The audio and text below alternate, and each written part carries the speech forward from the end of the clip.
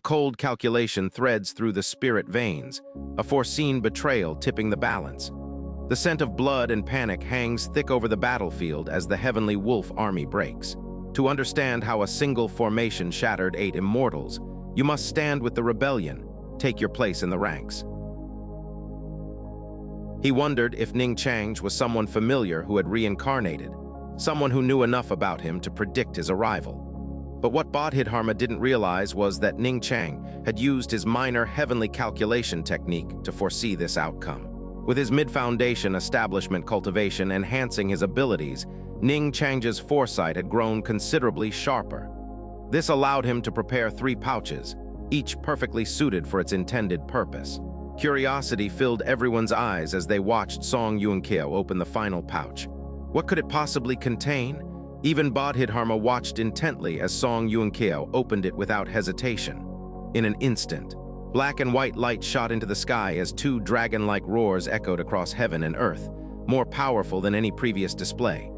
Hearts skipped a beat as everyone looked up at what appeared to be 2 towering pillars of light, but upon closer inspection revealed themselves as 2 fearsome dragons.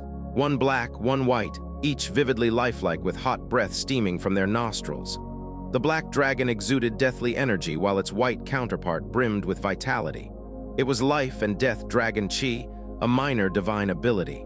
Sword Emperor Jiu's eyes widened in recognition. This is... He remembered how he had been brought back from death by these very dragons, and now witnessed their full power once more. His body trembled with excitement while Bodhidharma stared at them in awe, feeling their presence rivaled even that of Samadhi True Fire's 9 dragons. But what truly shocked him came next. As they intertwined into black and white energy, filled with endless mysteries, a young Taoist emerged from within, a youth clad in black and white robes who walked upon air as if it were solid ground. His eyes held galaxies within them. His aura was ethereal like an immortal descending upon mortals. The crowd gasped collectively. The little immortal? Disbelief filled every heart. They hadn't expected him to appear under such extraordinary circumstances. Zhu Yuyan and Wanwen watched in awe, their hearts swelling with admiration for this legendary figure before them. This is truly him, the little immortal who stands above all others. Even Heavenman experts felt humbled before him, and land immortals found themselves unable to meet his gaze directly. Dugu Jian abandoned any thoughts of challenging him, for some people needed only one glance for others to realize they could never catch up. He felt bitterly resigned, having hoped once more against hope that defeating Ning Changge might restore some pride lost against Dugu Kyubai, but now knew better than ever before how foolish such dreams were. "Changge!" Zhang Senfeng called out joyfully amidst stunned silence, his eyes alight with pride for his disciple. Ning Changge smiled faintly. "I am indeed at Wudang, but this is merely an avatar formed from life and death dragon chi." An avatar, capable of such overwhelming presence. Gasps echoed again as everyone marveled at this revelation, their eyes locked onto this young Taoist who commanded such power. Ning Changge sensed his avatar's capabilities, estimating it could wield 70 to 80% of his true strength. Not bad at all. Turning toward Bodhidharma now, his gaze calm yet appraising. A reincarnation of Shakyamuni. How intriguing. Curiosity flickered briefly within Ning Changge's eyes, for though he knew something about reincarnation theories, today marked his first encounter with one. Bodhidharma met Ning Changge's gaze steadily, still reeling from witnessing those dragons transform into an avatar. Such methods. His friends, possessing spiritual constitutions, spent millennia researching without success. Yet here stood someone who had succeeded where they failed. To refine heaven and earth energy into oneself. Such boldness. It seems you've surpassed us all, Bodhidharma finally acknowledged after a momentary pause, his voice tinged with longing. For this path lay at heart even when he chose reincarnation, to pursue what eluded him despite centuries spent searching. Ning Changge shook his head slightly. "The path is long, and I've only just glimpsed its beginnings, not worth mentioning." Bodhidharma sensed something grander within Ning Changge, a perspective beyond mere reincarnation. Surely this youth must be an ancient soul reborn anew. "Shall we end things here today?" Bodhidharma suggested gently, hoping perhaps for peace between them both. "My sect has lost several Buddhas, and one sacred site has fallen. Surely your anger has been vented enough." The Buddhas couldn't believe their ears, the world-honored one suggesting such terms. "World-honored one?" they protested, but Bodhidharma silenced them with a wave.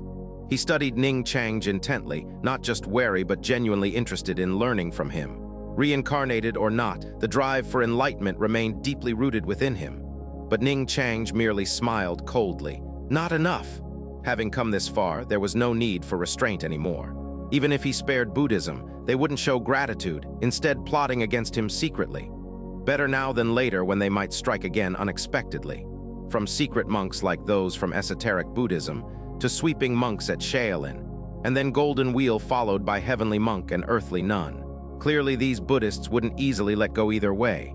So why not seize this opportunity once and for all to prevent future distractions? Bodhidharma sighed softly. Why persist? At our level, we should know what truly matters. Buddhism poses no threat. Hearing these words, a ripple ran through everyone present, the world-honored one himself conceding ground. They stared dumbfounded at Ning Changge, wondering why even Bodhidharma hesitated before him.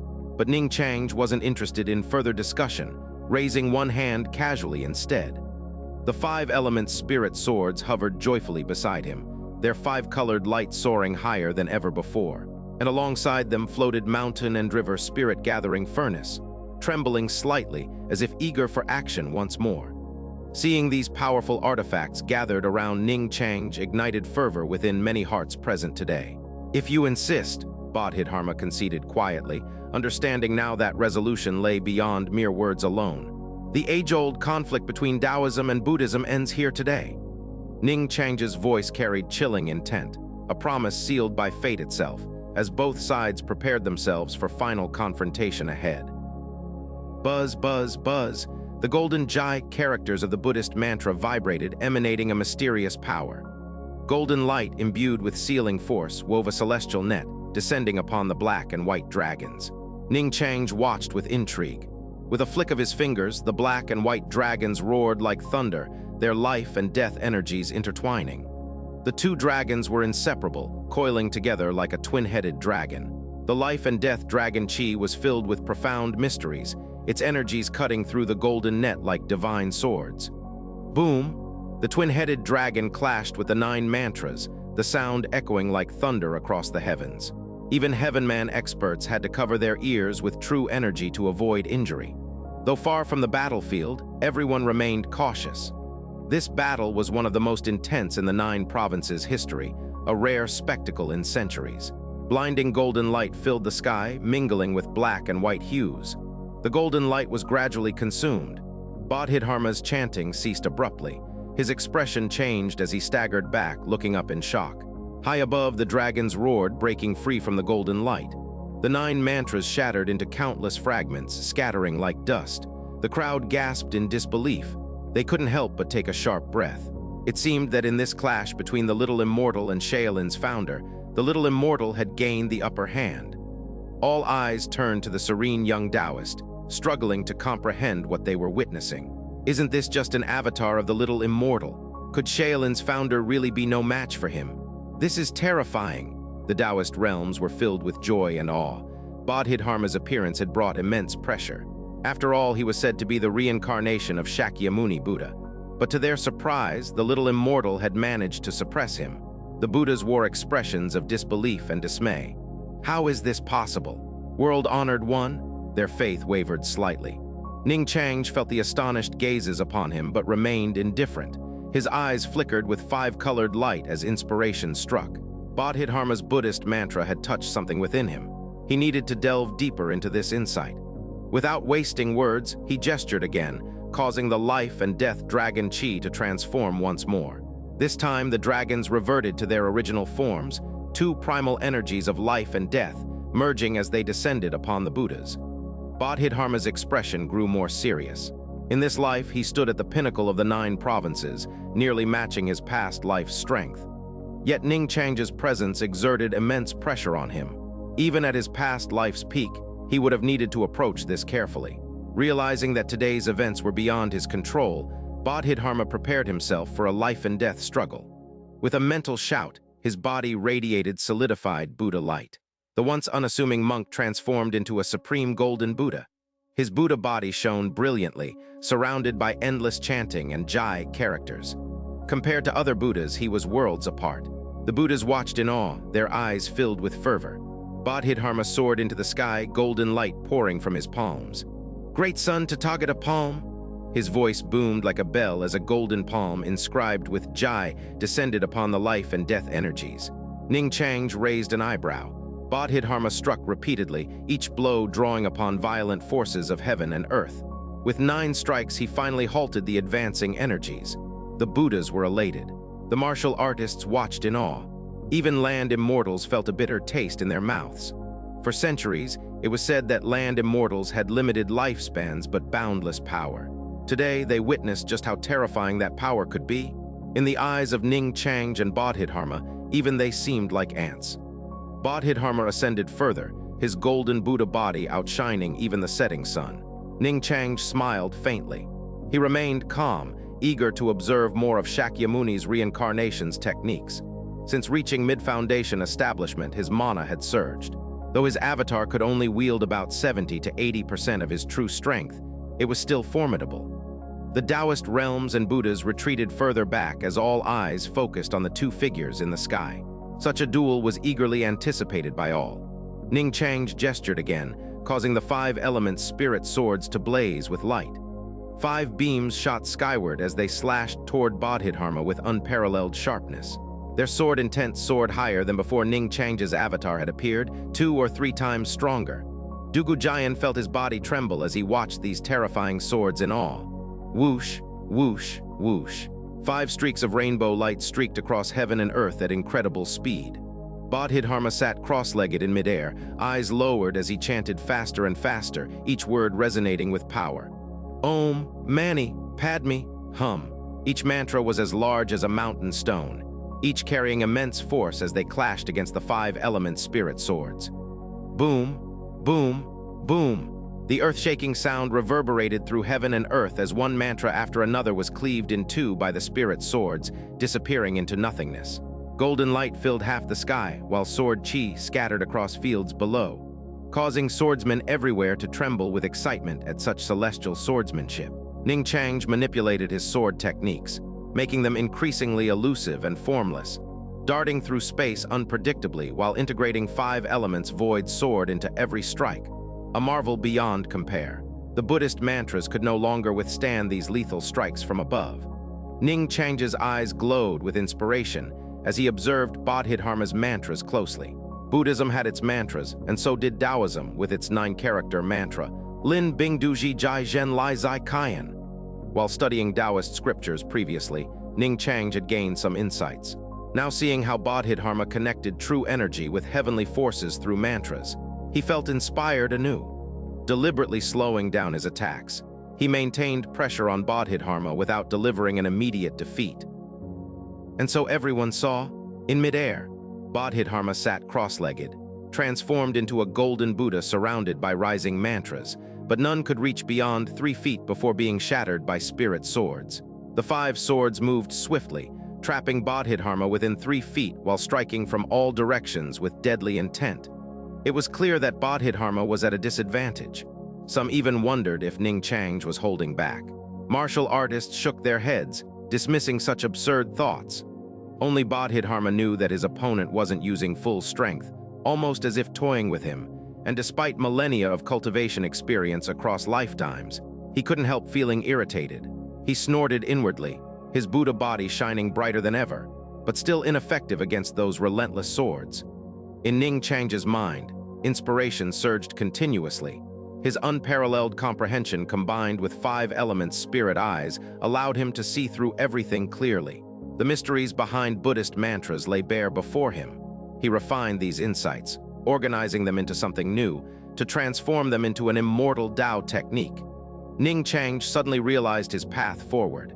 You have observed Buddhist mantras and recalled insights from Taoist scriptures. Inspired by both Buddhist and Taoist mantras, you have created a minor divine ability. Words become reality. Ning Changge's eyes shone with joy.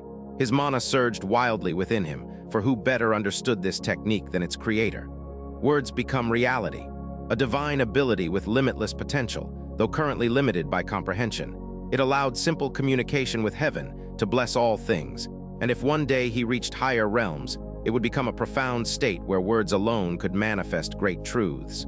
Even now, it held wondrous potential, unable to resist testing it out. "Wind," he spoke softly, as if decreeing from on high. Instantly, a fierce wind arose across heaven and earth, a wind so strong that if directed against someone, it could inflict torturous pain akin to being flayed alive. Rain, a torrential downpour followed immediately after, with raindrops heavy as black iron falling from above. Witnessing such divine methods left everyone stunned. Some even fell prostrate in worship, for words become reality resembled legends of Taoist ancestors.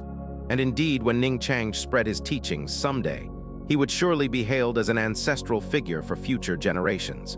Bodhidharma stared incredulously at this familiar scene unfolding before him.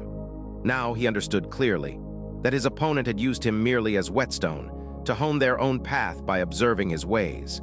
Meeting Ning Changge's indifferent gaze, Bodhidharma shuddered involuntarily. Having achieved enlightenment through observation, Ning Changge saw no reason for further restraint. "Soldiers," he spoke again, his voice calm yet commanding, as if issuing orders from above. Immediately, the 5 element spirit swords received endless blessings, their already terrifying sharpness becoming even more extreme, with sword tips faintly visible tearing through black space itself. For once, even Bodhidharma showed fear in his eyes. The spirit swords accelerated dramatically, their sword chi pulsing menacingly. Previously, the Buddhist mantras could barely hold them back, but now they were effortlessly shattered like dry twigs. Bodhidharma chanted faster than ever, but it was futile. In mere moments, the spirit swords closed in within 3 feet around him. Everyone held their breath, including Buddhist monks whose hearts raced uncontrollably, the situation unfolding far differently than expected. They had assumed that once their world-honored one appeared, all obstacles would be swept aside effortlessly. But now they found themselves overwhelmed instead. Bodhidharma roared defiantly, his true energy surging wildly, as countless hands manifested from his Buddha body. 1,000-armed Buddha appearing instantly. Countless palms reached out toward those relentless spirit swords. Thud, thud, thud, but all anyone heard were dull thuds as each palm was shredded mercilessly, the spirit swords weaving through them effortlessly in just moments. That 1,000-armed Buddha stood bare once more. The crowd gasped collectively. They watched as Bodhidharma trembled violently before retreating from midair, landing among fellow Buddhas below. Taking advantage of this opportunity, he broke free from those relentless swords, but blood trickled down his lips while sword scars marred his Buddha body, and his aura weakened significantly compared to earlier peaks. Stunned gazes followed him closely, for although he had been at disadvantage earlier, the sight of him truly defeated left everyone incredulous.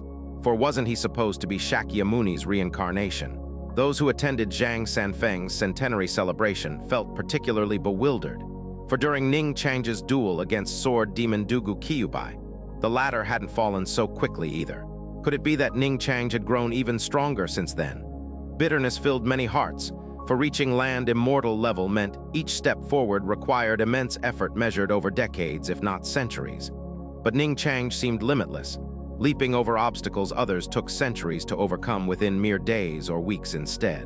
What they didn't realize was that while 5 Elements Void Sword lacked flashy appearances compared to 5 Elements Sword Lotus, its lethality matched, if not surpassed it, due to its unpredictability, which made Bodhidharma's defeat seem easy despite appearances otherwise.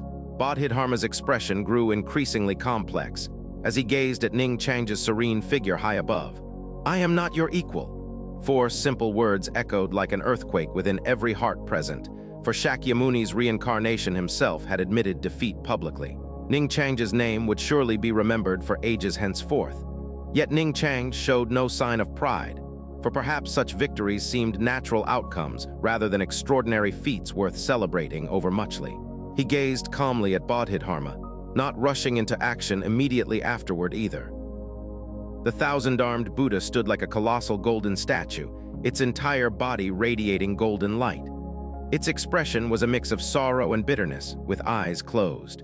At its forehead, a single vertical eye glared menacingly, sending chills down the spines of all who beheld it. The crowd was left in awe, gasping at the sight. This Buddha embodied both the sacred and the sinister, evoking unease in the hearts of many. It was the 1,000-armed good and evil Buddha, a manifestation of both benevolence and malevolence within Buddhism. Towering hundreds of zhang high, it loomed over the heavens like a mountain. Every movement exuded immense pressure. Previously, the spirit monkey's 12 zhang golden-armored form had been impressive, but it paled in comparison to this giant. The overwhelming aura shook everyone to their core. The old celestial master and others gasped in shock. They hadn't expected Buddhism to have such a trump card, far surpassing Bodhidharma's individual power. The land immortals could see clearly now. At the Buddha's chest, the Buddhas sat cross-legged, channeling all their power into Shakyamuni at the center. It was as if Shakyamuni alone wielded the strength of 20 Buddhas. All eyes turned to Ning Changge, eager to see how he would respond. Ning Changge's eyes showed a hint of surprise, then understanding. No wonder the feedback from the mountain and river spirit-gathering furnace suggested a flaw in the myriad Buddha formation. It lacked a central leader. But he wasn't overly concerned. The Buddha's majestic voice echoed across the sky. "The myriad Buddha formation is complete. Please instruct us, little immortal." Layer upon layer of voices rose as the thousand-armed Buddha moved. Its countless arms reached out, some wielding palms, others fists or fingers. Some held golden alms bowls, others Buddhist staffs or rods. Each arm was like a pillar of heaven, stirring the winds and clouds, gathering immense forces of heaven and earth to suppress Ning Changge. Ning Changge spoke calmly. "Soldiers, the 5-element spirit swords blazed with light. Fight! Forward!" In an instant, the swords transformed into invisible beams of light, weaving through the thousand-armed Buddha. Each arm descended with terrifying force. Where they struck mountains, they shattered. Where they struck earth, they cracked. Where they struck clouds and rain, they dispersed, leaving clear skies. Bang, bang, bang, the relentless clash echoed across heaven and earth. The 5-element spirit swords were incredibly sharp, severing arm after arm. But it was clear that this time it wasn't as easy. The arms were as tough as mystical gold. Only the unmatched sharpness of the swords allowed them to cut through. More importantly, the thousand-armed Buddha was bathed in golden light. Accompanied by chanting Buddhas, new arms formed from golden light as quickly as they were severed, seemingly endless. The crowd was dumbfounded. This was beyond unreasonable. They intended to wear Ning Changge down through attrition. On Buddhism's side were over 20 individuals, including Shakyamuni's reincarnation with extraordinary cultivation. If brute force failed, they planned to exhaust Ning Changge. Zhang Sanfeng and others' expressions changed. They wanted to help. Though their assistance might be limited, it was better than nothing. But without Ning Changge's command, they could only wait. Ning Changge's eyes flashed with an odd glint. Did they think they could outlast him? Even if this form was merely an avatar of life and death dragon Qi, it wasn't something they could outlast. The consumption of true energy resonating with heaven and earth couldn't compare to the profound mana he wielded. Even if these Buddhas exhausted themselves to death, they couldn't outlast Ning Changge. However, he had no intention of dragging things out unnecessarily. Though powerful, the myriad Buddha formation wasn't so formidable that he needed to struggle for victory. Having used his minor heavenly calculation technique to predict events, he wouldn't overlook anything. With a faint smile, watching the 5-element spirit swords entangled with the thousand-armed Buddha, Ning Changge changed his sword technique. The swords flew back in retreat. Some thought they had been repelled by the Buddha's arms like a net. But soon, their expressions changed. The 5-element spirit swords hovered in midair, not weakened but glowing brighter. In an instant, countless sword shadows appeared. Thousands upon thousands of sword shadows gathered with the original swords. A breathtaking spectacle unfolded before their eyes. A magnificent sword lotus bloomed slowly, a mesmerizing sight. Each petal contained boundless sharpness. 5-colored light shone brilliantly, hearts skipped a beat at its beauty. Swordsmen witnessing this for the first time were entranced. "Is this the 5-element sword lotus that defeated the sword demon?" Dugu Jian sighed deeply, feeling inadequate, and an overwhelming sense of awe washed over him at such unattainable heights in swordsmanship. Rumors spoke of how dazzlingly beautiful the 5-element sword lotus was, but seeing it firsthand revealed its true splendor beyond words, evident from every worshipful gaze among peerless swordsmen present today. And there was more.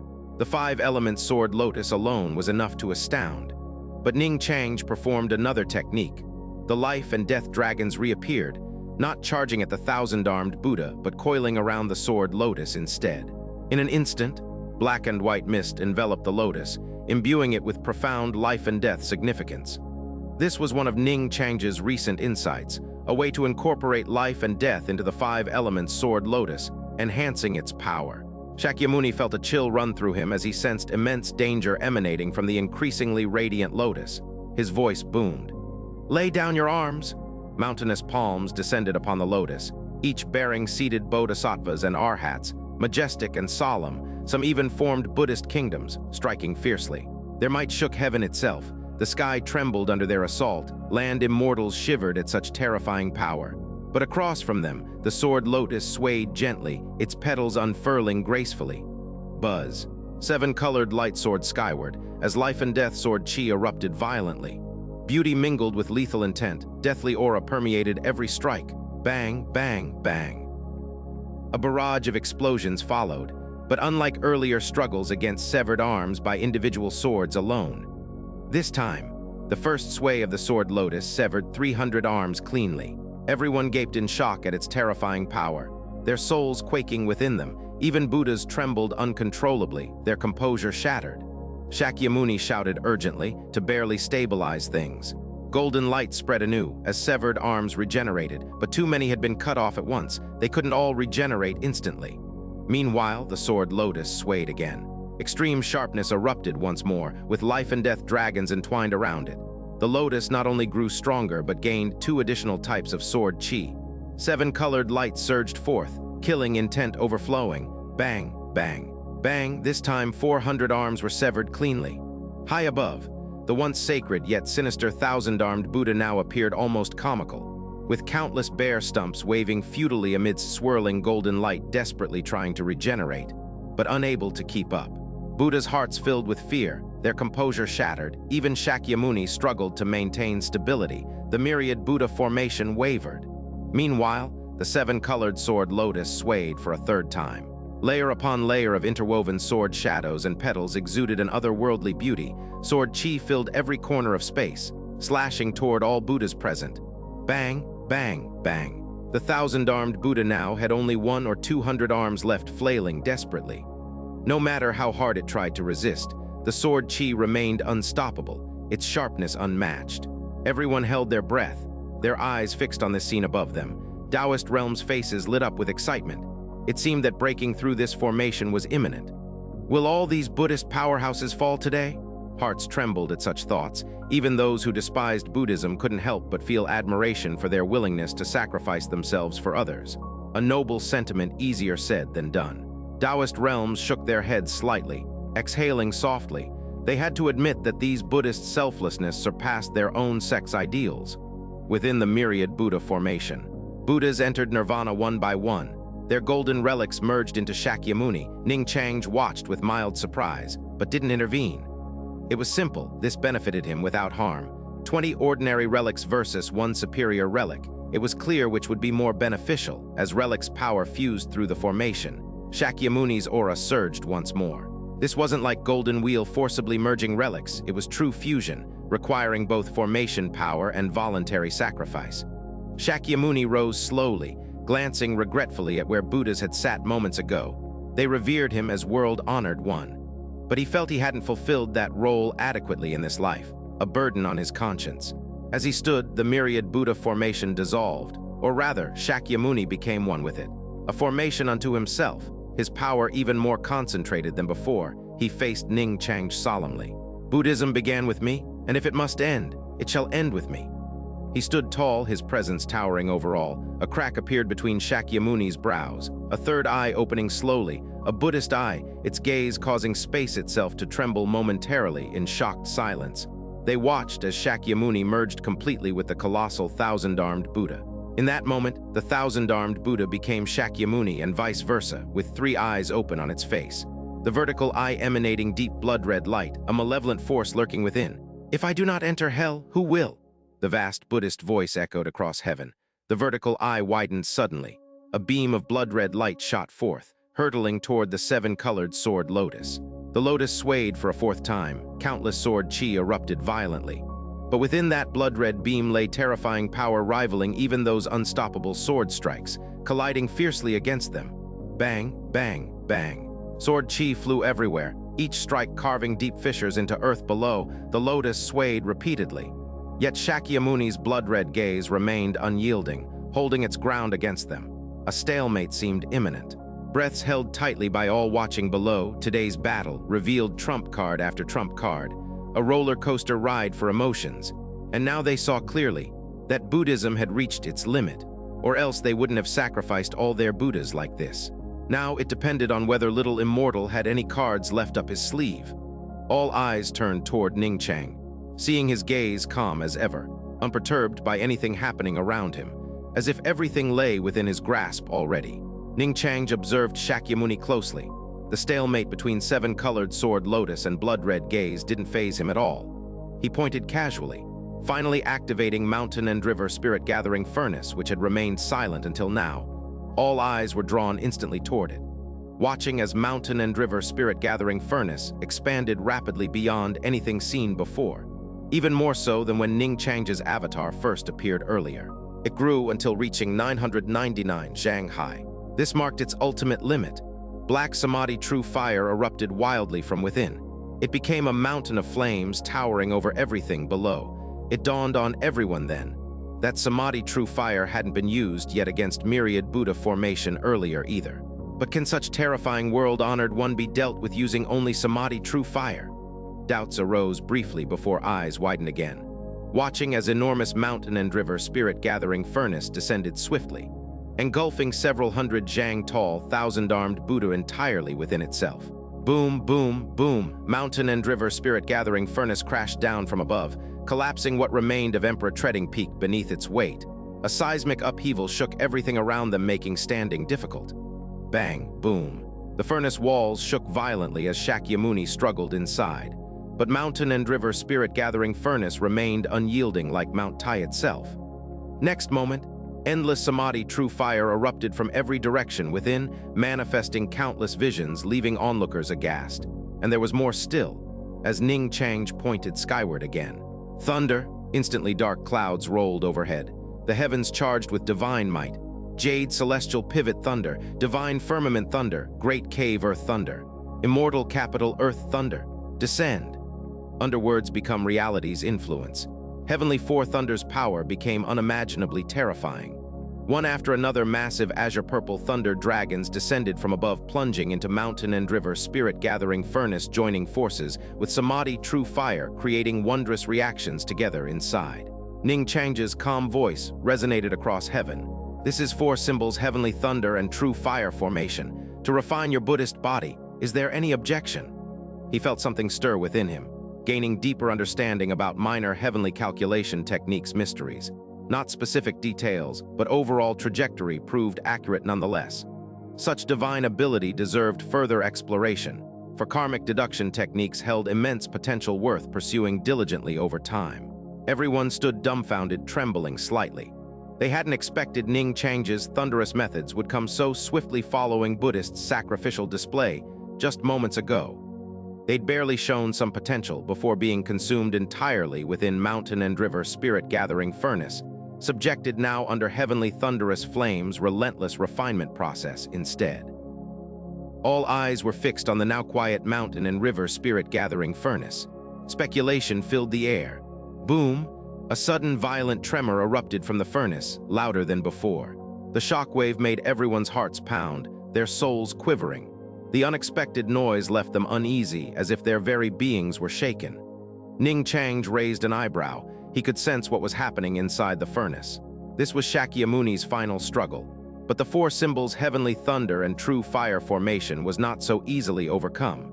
Ning Changge extended his hand, summoning Azure Purple Heavenly Thunder. The thunder split into four symbols, then merged into one, intertwining with the Samadhi true fire to form a terrifying storm of lightning and flame.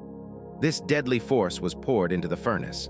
The combined power of the four symbols and words become reality, fused with the Samadhi true fire, reached an unprecedented level of destruction. This time, the violent tremors ceased. The crowd's eyes were filled with uncertainty, fearing another resurrection from Shakyamuni. But this time, they waited a long while, and the Mountain and River Spirit Gathering Furnace remained silent. Buzz. A radiant beam of Buddha light shot into the sky. The remaining Buddhist monks cried out in grief. "World-honored one!" Faintly, they heard a long sigh emanating from the Buddha light. From now on, no one in Buddhism shall practice martial arts. Take care." After this final sigh, there was silence. Thunder roared across the heavens, rain poured endlessly, and the sound echoed for miles. The mountain and river spirit-gathering furnace stood tall amidst the heavens and earth. A dazzling golden light slowly rose from within. At that moment, everyone understood. The world-honored one, Shakyamuni Buddha, had truly been refined by the little immortal. For a moment, the world was filled with the sound of sharp intakes of breath. Shock and disbelief gripped the hearts of martial artists and even land immortals alike. This, did I see that right? Shakyamuni is really gone. The world-honored one, reincarnated from tens of thousands of years ago to pursue martial perfection, has fallen to the little immortal. How strong is this little immortal? Inconceivable, truly inconceivable. Is there anyone left in the 9 provinces who can stand against him? Perhaps only a few, maybe Wang Xianxia of Martial Emperor City, or the legendary laughing immortal in Jiangtu, perhaps even Emperor Qin Shi Huang himself. Number reverence for Ning Changge. Countless eyes filled with awe turned toward Ning Changge.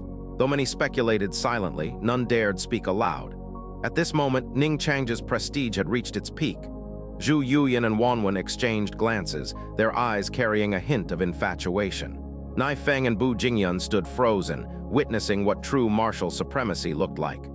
Once, Xianxia had seemed like an insurmountable peak to them. But after seeing Ning Changge's methods today, Xianxia seemed insignificant in comparison. Even Dugu Jian looked at Ning Changge with newfound reverence. Before coming here, he had entertained thoughts of challenging Ning Changge. Now he realized how laughable that idea had been. The gap between them wasn't just vast, it was insurmountable. For the first time, he understood why the sword demon had uttered, "I am not your equal," before his death. Follow current NOV letter 1D07LS on NOV letter 1D07L. Ire, small cap NET as a peerless figure himself. Even Shakyamuni must have admitted defeat in his heart. Otherwise, why would his final words forbid Buddhists from practicing martial arts? It was both a plea and a concession, a hope that Ning Changge would not completely annihilate Buddhism. The Taoist realms watched in awe. For countless years, Taoism and Buddhism had clashed.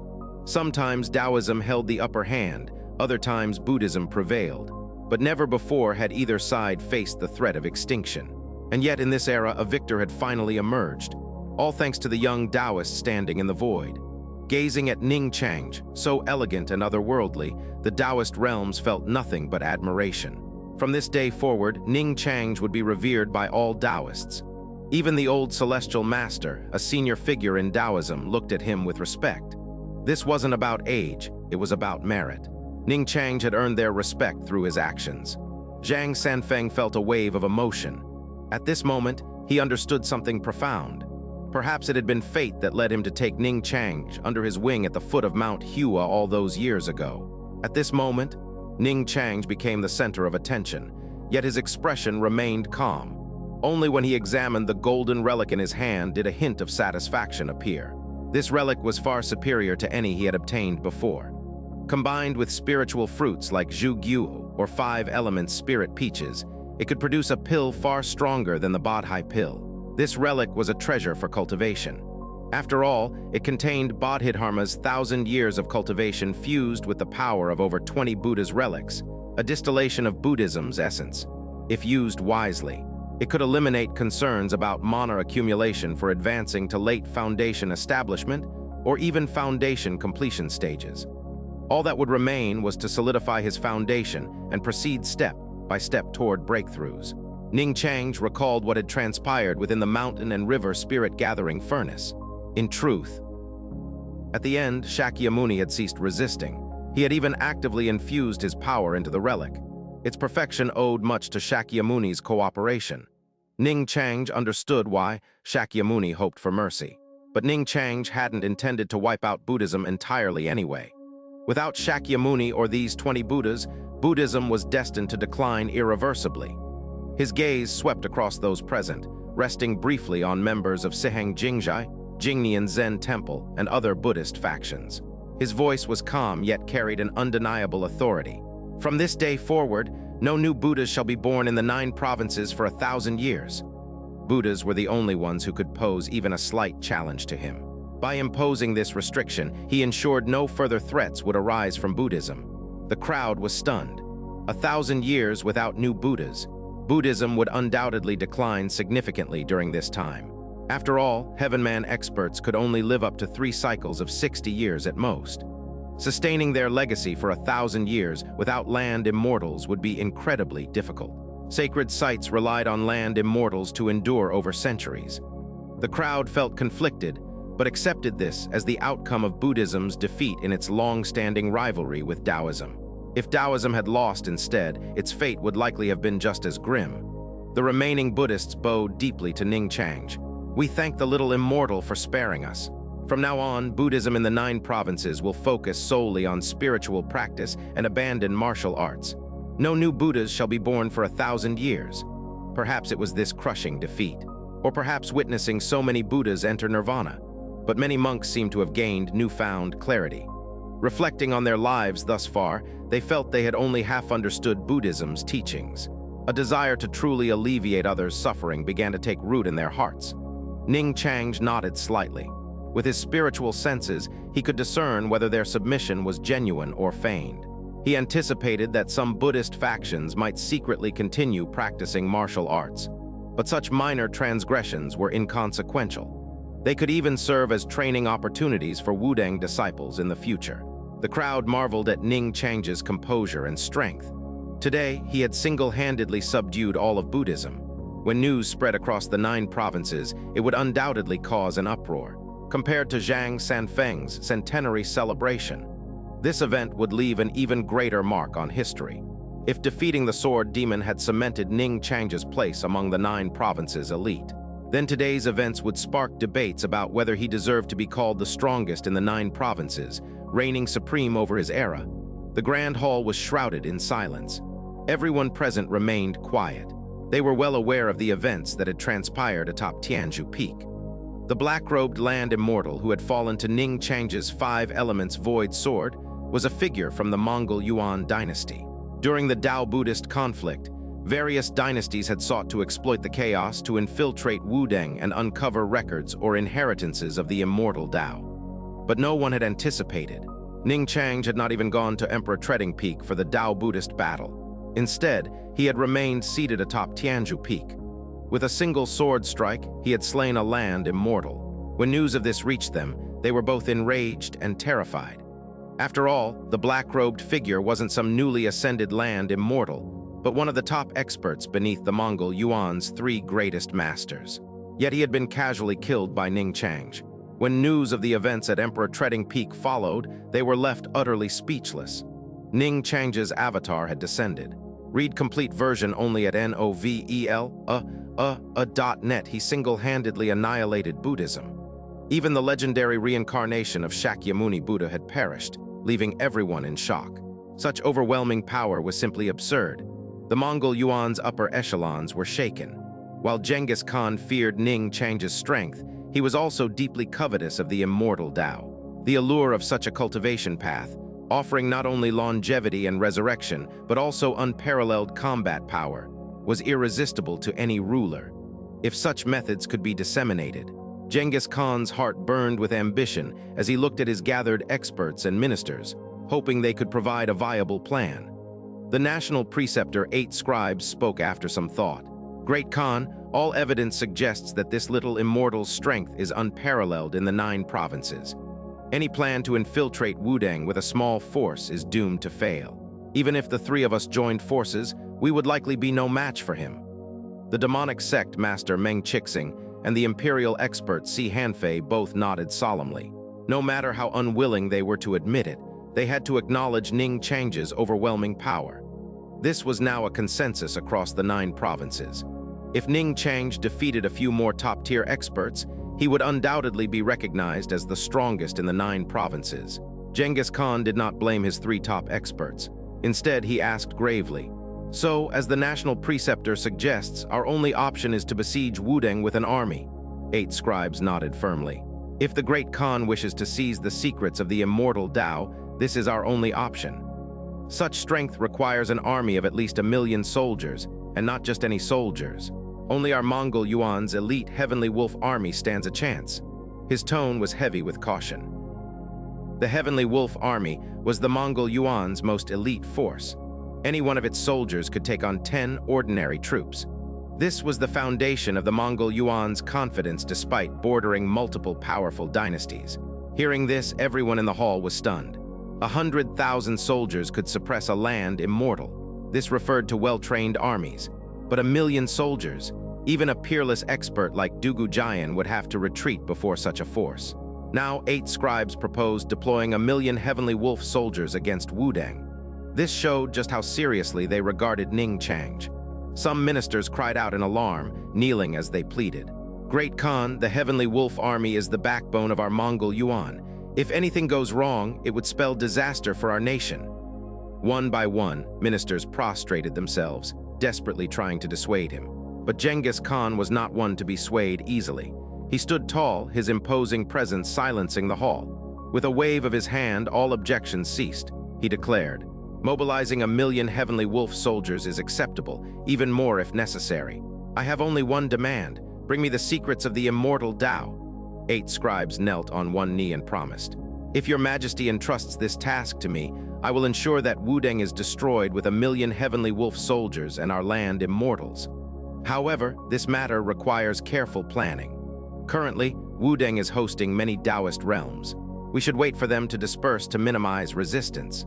Additionally, we must negotiate with Emperor Zhu Huzhao. He may allow us to deploy up to 1,000,000 troops, but no more.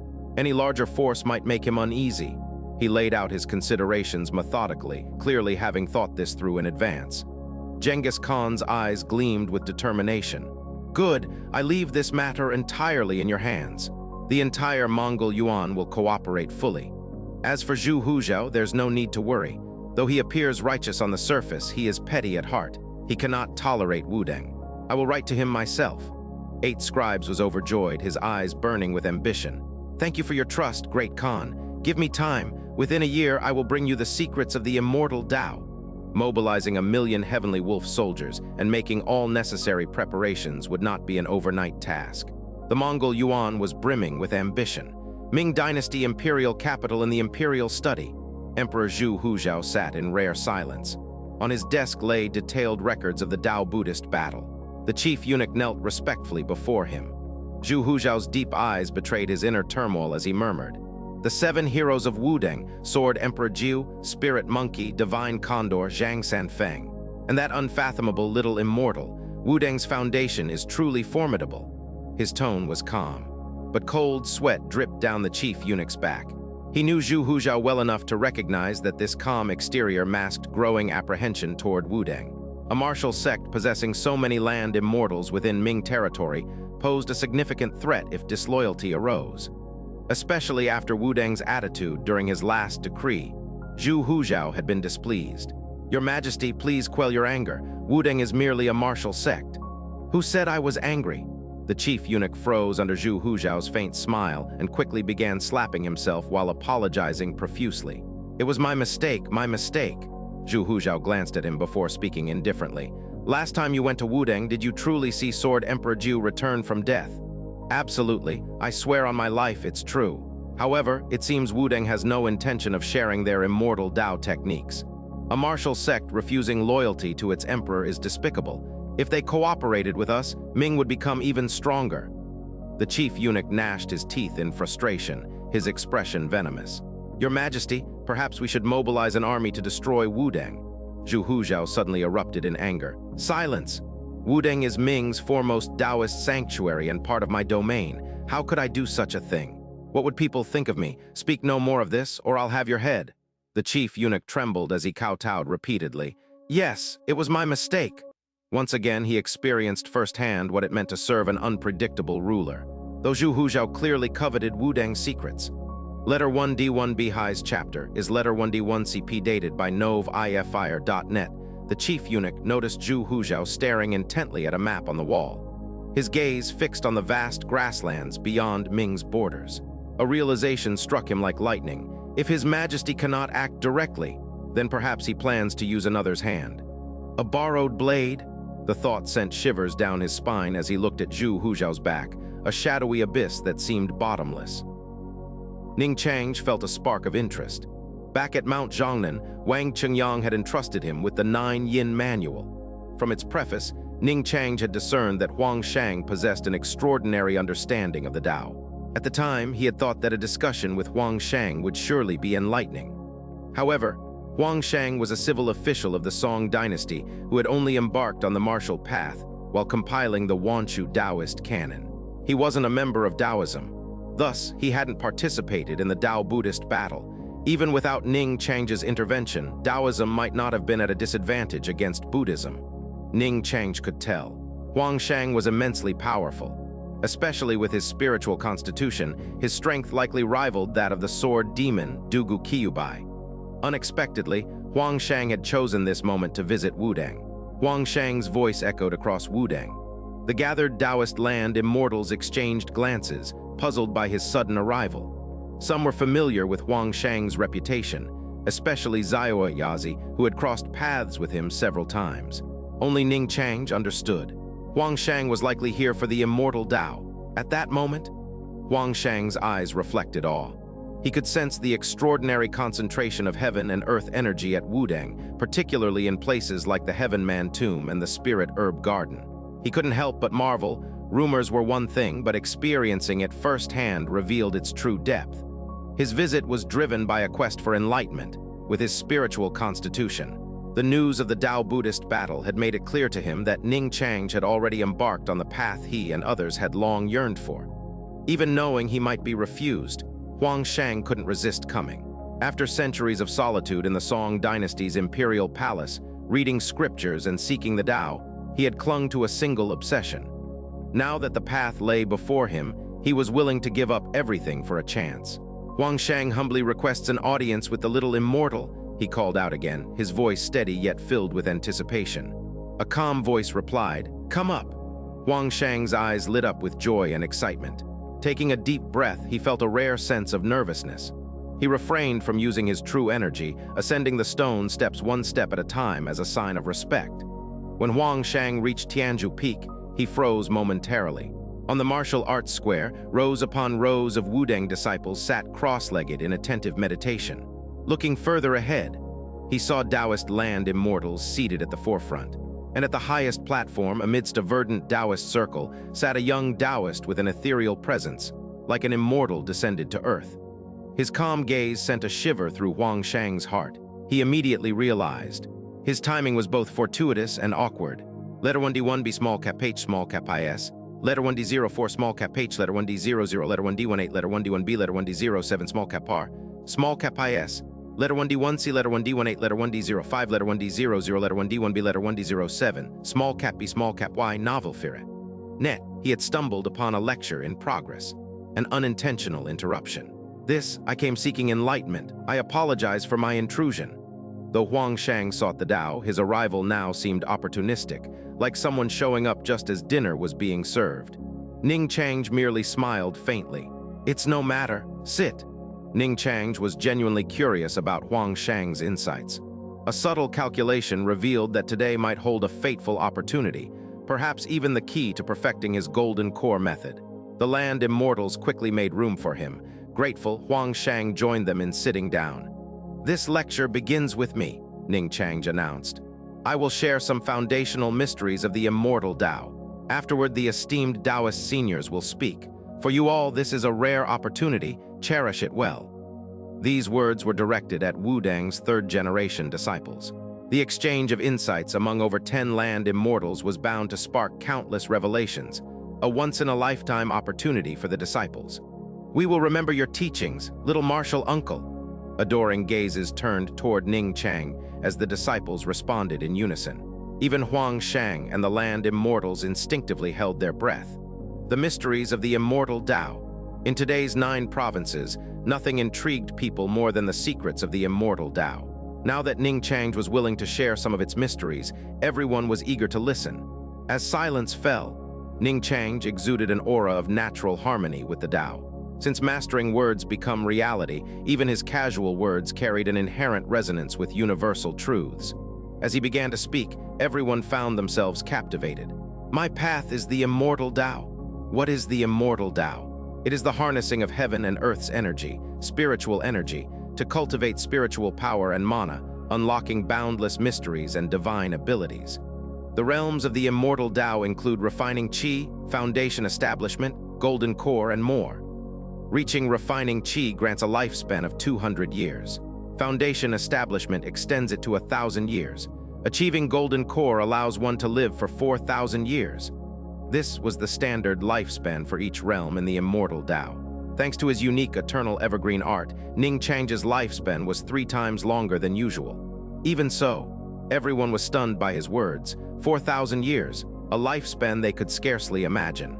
The 9 provinces' history spanned countless years, yet few geniuses survived beyond a millennium. 4,000 years, only a handful in history could claim such longevity. Simply following the immortal Tao to golden core would grant such a lifespan. The allure was overwhelming. Not to mention that golden core clearly wasn't the end of this path. No wonder Ning Changge often spoke of pursuing immortality through the Tao. Everyone felt an intense yearning, especially Huang Shang, whose breathing quickened.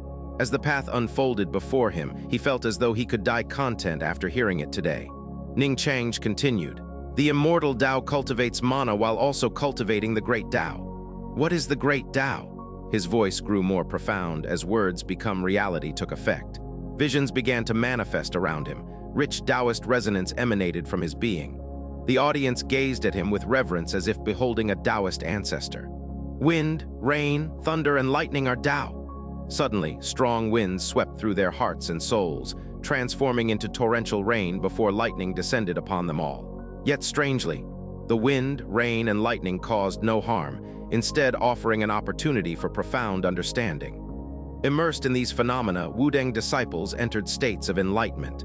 Such was the power of words become reality, far surpassing mere demonstrations of spiritual energy.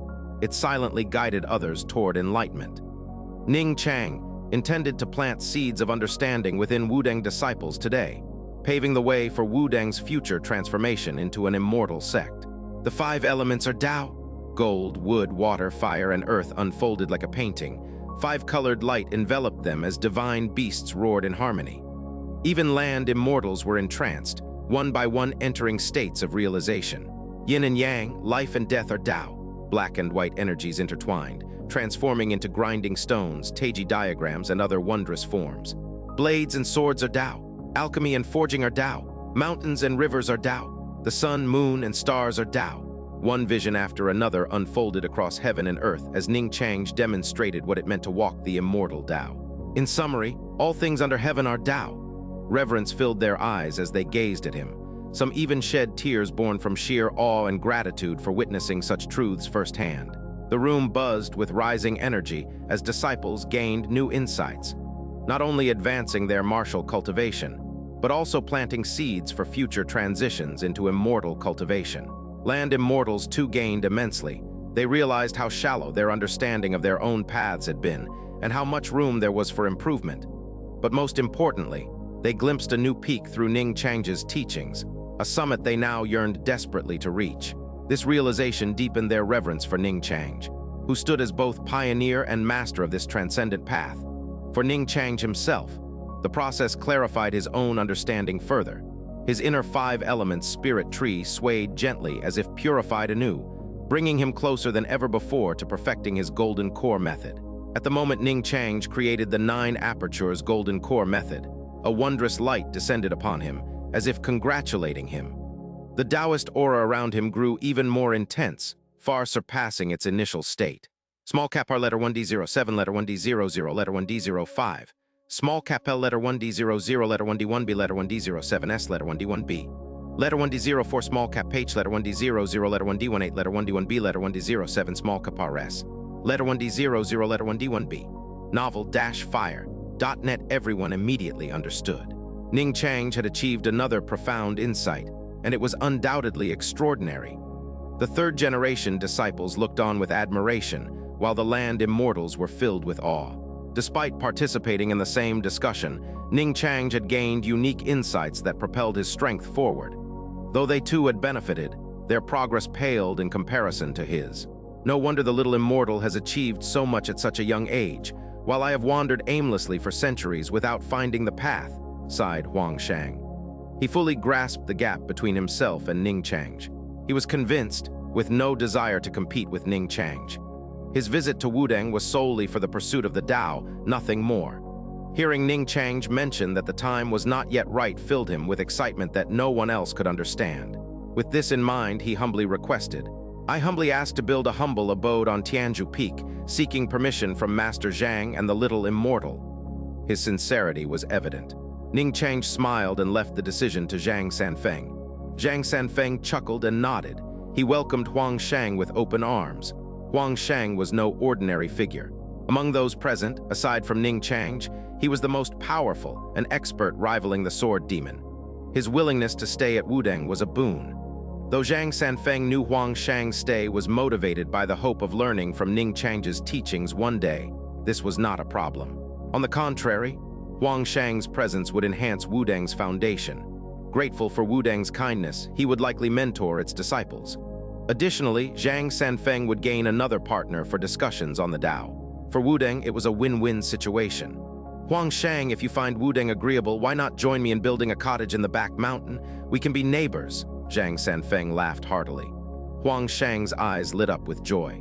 "That would be wonderful." Seeing Huang Shang's decision, the other land immortals' eyes brightened. They too expressed their desire to stay at Wudang, who wouldn't be tempted by the allure of the immortal Tao. The promise of true immortality was evident from Ning Changge's teachings, far surpassing martial arts. If Ning Changge began imparting his knowledge, those at Wudang would have a head start. Surpassing Ning Changge as the founder of this path was impossible, but perhaps they could vie for second place. Zhang Sanfeng saw the Taoist realm's requests and agreed with a smile. Having a group of land immortals temporarily reside at Wudang was a great boon. If some Taoist wanderers chose to stay permanently, even better. As for when Ning Changge would teach and to whom, Zhang Sanfeng wouldn't press him. The Wudang disciples watched with excitement and pride. Land immortals flocking to Wudang filled them with pride. They knew it was all thanks to their little martial uncle. Ning Changge merely smiled faintly. He had his own plans. After concluding the lecture, he excused himself and returned to the scripture pavilion. This lecture served two purposes. First, he sensed that his 9 apertures golden core method was nearing completion and needed a final catalyst. Second, the Taoist realms had contributed significantly during the Tao-Buddhist battle, so he agreed to their request for a lecture. Under normal circumstances, he wouldn't spend every day discussing the Tao with these land immortals.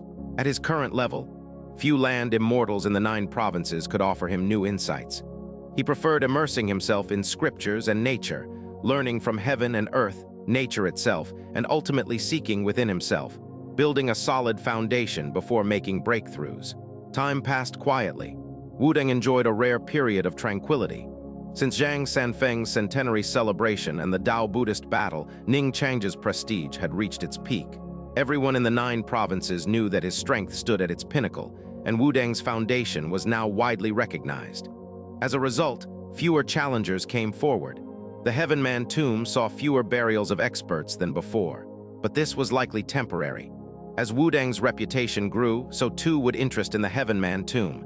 Many would seek burial there for eternal remembrance. However, there was one difference. Older challengers wisely avoided Ning Changge, even avoiding the spirit monkey, and instead challenged the divine condor or Wudang's 7 heroes. Ning Changge didn't mind as long as it didn't interfere with his pursuit of the Tao. Allowing the divine condor more practice was beneficial. After all, it had entered the path later than Gold's spirit and lagged slightly behind in strength. Ning Changge didn't concern himself with trivial matters. He quietly remained in the scripture pavilion, reading scriptures, contemplating the Tao, sipping tea. Occasionally, he would take Huang Rong on sword flights through nature, observing mountains and rivers and learning to spend time together naturally. He preferred letting things develop naturally over time. Speaking of Huang Rong, her talent for alchemy was undeniable. Though she hadn't yet embarked on the immortal Tao, using tools gifted by Ning Changge for alchemy had already surpassed Gold Spirit's abilities. Moreover, Ning Changge noticed changes in Huang Rong similar to those in Jai Xiaofu. Jai Xiaofu spent long periods in the spirit herb garden, her spiritual constitution gradually aligning with herbs, making her exceptionally effective at cultivating them. Her growth exceeded Ning Changge's expectations, earning her the title Herb Spirit Body. Similarly, Huang Rong exhibited similar tendencies. During alchemy, she absorbed pill energy into her body, her constitution becoming increasingly unique, her success rate and speed improving rapidly. If she pursued this path diligently upon entering the immortal Tao, she might achieve great heights one day. Like an herb spirit body, she could be called a pill spirit body. These were merely Ning Changge's speculations. He suspected these traits were unique aspects of spiritual constitutions, rare even in the 9 provinces. This made him curious about Huang Shang's spiritual constitution focus. But there was no rush. Time would reveal all. Ning Changge relished his current life, peaceful and leisurely, pursuing immortality with companions, reading scriptures together. A truly enjoyable existence. A single Bodhi pill had allowed Ning Changge to advance from early stage to mid-stage foundation establishment. Now he possessed 5 such pills. He estimated that 2 Bodhi pills would be sufficient to reach late-stage foundation establishment. After all, Ning Changge had diligently refined his spiritual energy and consumed star essence liquid over the past year. The remaining 3 pills could be used to achieve the perfected state of foundation establishment. Of course, the exact outcome would only be known after the breakthrough. This was merely an estimate. Ning Changge's face reflected his joy. He adjusted his state, calming his mind, and the surrounding samadhi true fire gradually dissipated. The 5-element spirit sword also stilled, transforming with the mountain's river's spirit gathering furnace into fine threads that Ning Changge absorbed into his dantian. After a few moments, Ning Changge, feeling at the peak of his condition, swallowed a Bodhi pill whole. Boom! The pill dissolved instantly, unleashing a surge of potent medicinal energy. Within Ning Changge's dantian, a massive vortex of mana spun ceaselessly. The 5-element spirit sword and the mountain's river's spirit gathering furnace floated within it, while the 5-element spirit tree swayed at the center. Now, with the rapid activation of the Eternal Evergreen Art, an immense pulling force manifested, drawing in the dissolved Bodhi pill's essence. Rumble! The dantian resonated with continuous rumbling sounds, and the mana vortex visibly expanded, growing deeper. Outwardly, it swelled layer by layer. At its epicenter, the 5-element spirit tree erupted in a brilliant 5-colored radiance. Streams of newly formed mana flowed into the central spirit tree, causing it to visibly grow at an accelerated rate. From a mere 4 zhang tall, it swiftly reached 5 zhang, striving towards 6 TLN. 1 zhang equals 3.33 meters. As the spirit tree grew, it emitted even purer mana. Small Cap IS chapter is updated by novelfire.net. The entire process was remarkably harmonious. In his mind, his spirit grew more solid, nearing a tangible form. Under the spirit's scrutiny, Ning Changge felt as though he had a god's eye view, fully aware of the breakthrough's progress. Without hesitation, he consumed the second Bodhi pill. Rumble. The mana vortex within his body expanded even more rapidly. Mana nourished the spirit tree, causing it to grow rapidly, and the spirit tree reciprocated by refining the mana, making it even more potent. The cyan became deeper, with a richer golden hue interwoven within, subtly shifting the mana towards a golden color. Observing internally with his spirit, Ning Changge's eyes also widened with astonishment. The 5-element spirit tree, as his Tao foundation, held countless mysteries. After comprehending the Tao of life and death, some of the spirit tree turned black and white. Over the past year, Ning Changge had not been idle. He had finally grasped the Tao of yin and yang. Thus, at the top of the spirit tree, 2 clusters of light, one 5-colored, the other black and white, shimmered, each nurturing a divine ability. However, the 2 black and white clusters were still faint. One slightly more solid, the other was a bit faint. The divine abilities of life and death and yin and yang were still developing, but now the surging 5-colored light intensified. Evidently, this divine ability was on the verge of manifestation. The entire breakthrough process was smooth, without any turbulence. There was no way around it. Ning Changge's foundation was simply too profound. The spirit tree continued to grow. 6 zhang, 7 zhang. Finally, it stabilized at 10 zhang. With an emanation of intensely pure golden cyan mana, Ning Changge felt a sense of transparency and refreshment in his physical body. As anticipated, the consumption of 2 Bodhi pills had propelled him to the late stage of foundation establishment. Once I consolidate and refine my mana further, within a few months, I can continue to strive for the perfected state of foundation establishment. His eyes held a gleam of delight. This was the result of patient accumulation. Now that his 9 Taos of 5 elements, life and death, and yin and yang were all formed, all he needed was continuous refinement. Once he reached the perfection of foundation establishment, he could attempt to condense the 9 apertures golden core. The path to the golden core was smooth, all obstacles removed. Nearly a year's worth of effort had finally yielded results.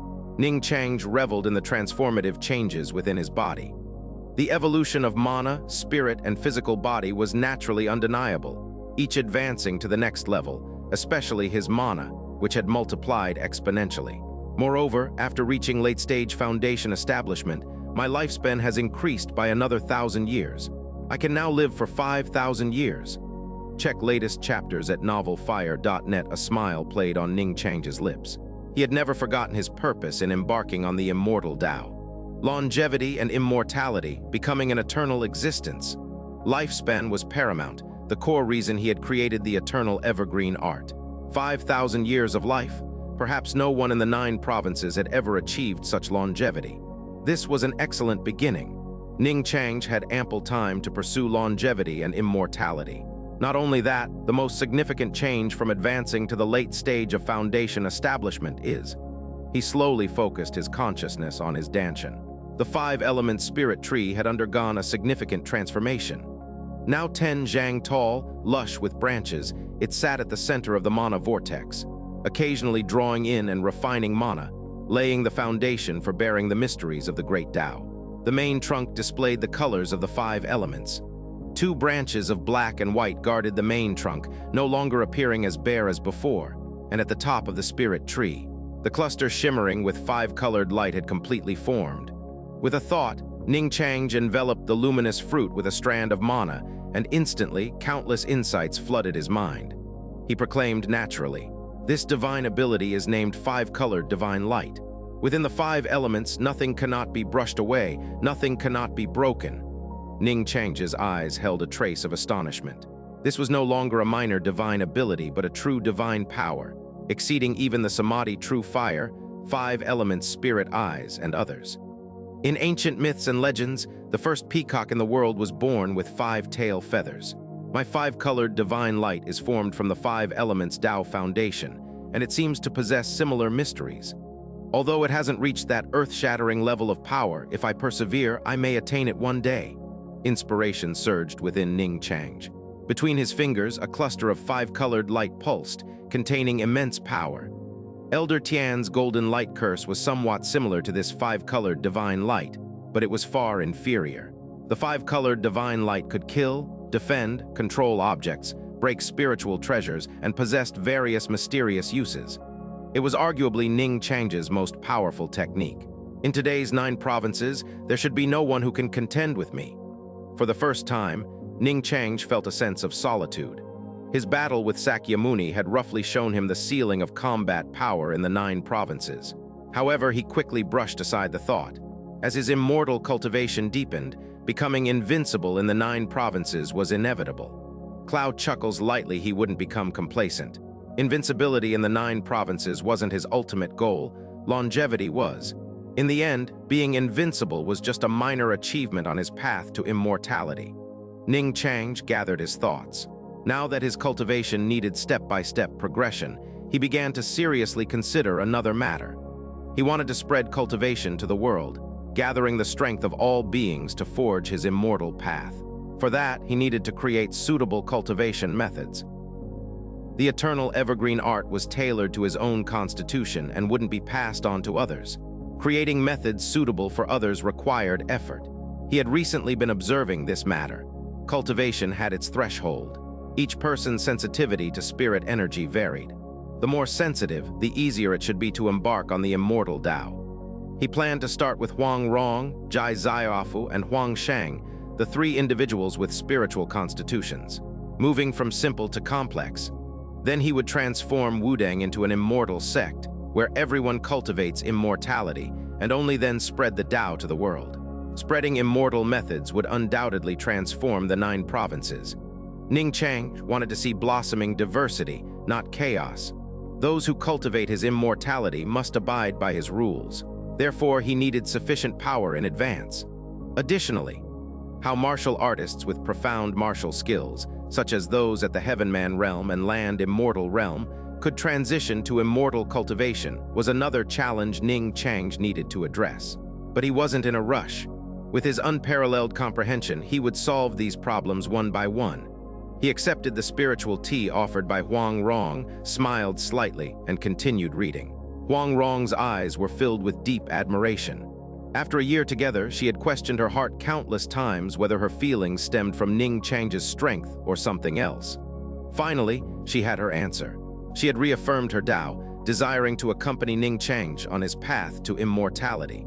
12-year-old Huang Rong had blossomed into an even more captivating beauty. The pill energy she absorbed made her appear like a fairy who had descended to the mortal realm, untouched by worldly affairs. Half a year ago, when Feng Heng came to visit, she stood in a daze, nearly failing to recognize her daughter. Huang Rong smiled faintly, also immersed in a scroll on alchemy. Besides Ning Changge, she enjoyed nothing more than poring over an alchemy scroll, occasionally playing with Gold Spirit and the Divine Condor. Within the serene ambience of the scripture pavilion, Ning Changge was aware of all the changes in the martial world. But his calm nature ensured he remained undisturbed unless his cultivation was directly affected. His absolute strength gave him the confidence to be so. Meanwhile, the three land immortals in the back mountain exchanged glances. When the Bodhi pills were created earlier, they knew Ning Changge had achieved another breakthrough. But the subsequent disturbances and phenomena were what truly astonished them. The unfathomably deep aura, though fleeting, sent a shiver down their spines, especially the faint emergence of the five-colored divine light. It chilled them to the bone, their very souls trembling. Huang Shang couldn't help but utter, "The little immortal's breakthrough this time is extraordinary." Xiaoyazi nodded in agreement. That aura was terrifying, especially that five-colored divine light. Both turned to Zhang Sanfeng, who spread his hands in a helpless gesture. "Don't look at me. You know I never interfere with Changge's affairs. He's far more capable than I, his master. However, I believe he's nearing the Golden Core realm." Shock registered in all three pairs of eyes. Golden Core realm. A year ago, during his lecture, Ning Changge had mentioned it. A lifespan of 4,000 years. Longing filled Huang Shang and Xiaoyazi's eyes, and any lingering concerns about the turmoil caused by the dynasties in the 9 provinces slowly dissipated. With Ning Changge's strength having advanced again, even if a massive army besieged Wudang, the mountain's numerous defenses might hold them back. Only a few land immortals in Wudang knew of Ning Changge's breakthrough. Afterward, Wudang returned to its tranquility, though challengers and those seeking to exchange insights continued to visit occasionally. Wudang's prestige was gradually transforming into a solid foundation. The reverence earned a year ago during the Tao Buddhist battle was solidifying into deeply rooted recognition of its strength. This required time. Over time, Wudang would become an unrivaled, hegemonic sanctuary in the 9 provinces. With Ning Changge having reached late-stage foundation establishment, he began refining his mana, which made him realize that the concentration of spirit energy above Wudang no longer aided him as significantly as before. Perhaps it's time to consider transforming Wudang into a blessed land, Ning Changge mused. He had previously established the 7 Stars Spirit Gathering Formation at Wudang, but the alignment of the 7 peaks wasn't perfect.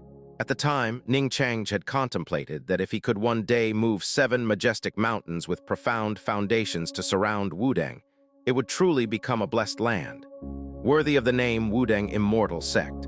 Now, with his mana growing stronger, the thought inevitably resurfaced.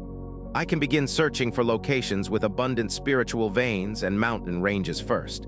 Identify potential targets, he decided, dispatching talismans to Wudang disciples going down the mountain for training, instructing them to keep an eye out during their travels. This was a minor diversion. Ning Changge's primary focus remained on comprehending the Taos of Yin and Yang and life and death, as well as tackling the challenges of disseminating immortal cultivation. Closely observing the operational patterns of Huang Rong and Jai Xiaofu's spiritual constitutions yielded significant insights. Wudang Mountain remained tranquil, but the 9 provinces were still in turmoil. The remnants of the Sui dynasty continued to struggle. On the last remaining 10th of Sui territory, numerous forces converged. Various dynasties, martial sects, and reclusive wanderers emerged one after another, all vying to seize a piece of the last remaining cake. T small cap HESOURC letter 1D07 of TH small cap IS content small cap IS Nov I Fire.net battles erupted daily. Between martial artists or between martial artists and dynastic armies. After all, martial artists were inherently rebellious. Even though they knew the might of dynastic armies, they wouldn't easily submit. Wudang's 7 heroes also led Wudang disciples to gain experience. Since Wudang championed chivalry, chaotic times produced the most suffering, yet also nurtured people of pure hearts and firm wills. Wudang disciples brought back many promising individuals, injecting fresh blood into the sect. But on this day, as Ning Changge was immersed in scriptures and contemplation within the scripture pavilion, he suddenly frowned. A premonition stirred within him. Performing a quick divination with the small Yan heaven technique, he closed the scripture and walked out. Huang Rong was startled. Without a word, she followed closely behind, noticing Zhang Sanfeng, Huang Shang, and other land immortals gathered as well. Seeing Ning Changge, Zhang Sanfeng's expression was filled with consternation. "Changge, did you sense it too? For some reason, I and 2 fellow Taoists have felt uneasy today, but we don't know why." Ning Changge slowly spoke. "I fear there might be trouble with your senior brothers." Zhang Sanfeng grew anxious. Ning Changge reassured him. "Master, don't worry. Your senior brothers have my protective measures. Their lives are not in danger." Everyone's faces were tense as they waited at the mountain gate. After 2 incense sticks worth of time, Wudang's 7 heroes swiftly ascended the mountain. Not a single Wudang disciple was missing, and they had brought along several beautiful young women. However, everyone was covered in blood. Seeing Ning Changge and the others waiting at the gate, Song Yuanqiao and the others were startled, then urgently exclaimed, "Master, little martial brother, I fear we've brought disaster upon Wudang." He was filled with self-reproach, dropping to his knees before Zhang Sanfeng.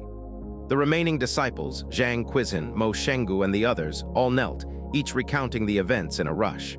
It turned out, Wudang's 7 heroes had been training with 3rd-generation disciples in the Sui territory when they encountered the Mongol Yuan's most favored 3rd prince committing heinous acts, treating people as livestock, food, and utterly devoid of conscience.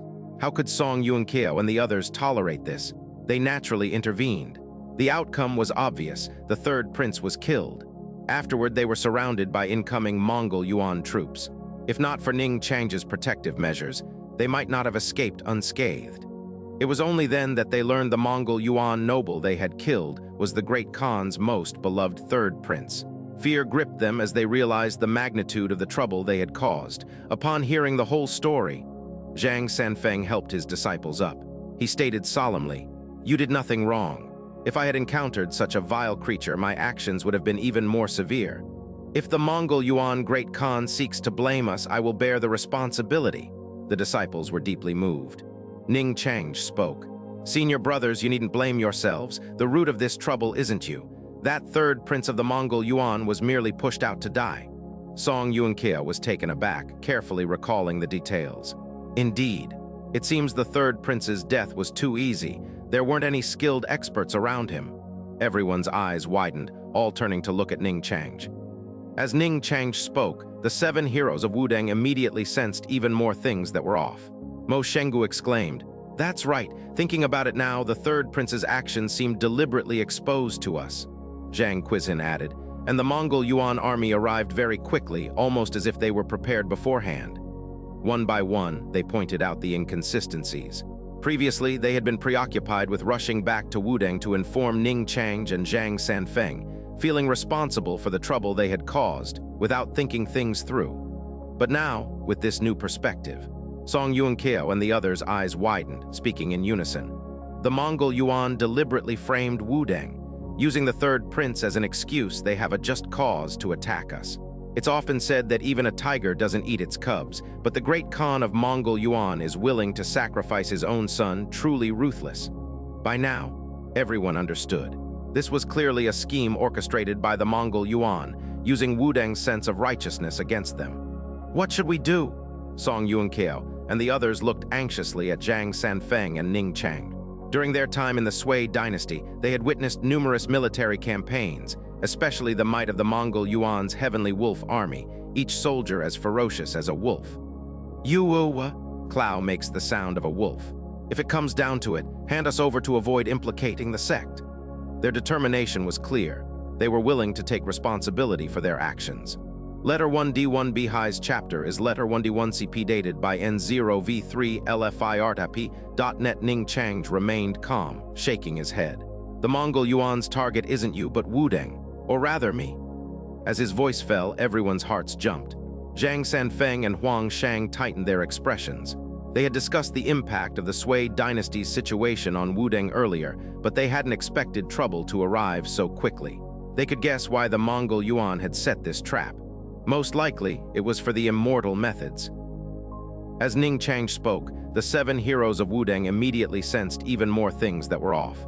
Mo Shengu exclaimed, "That's right, thinking about it now, the third prince's actions seem deliberately exposed to us."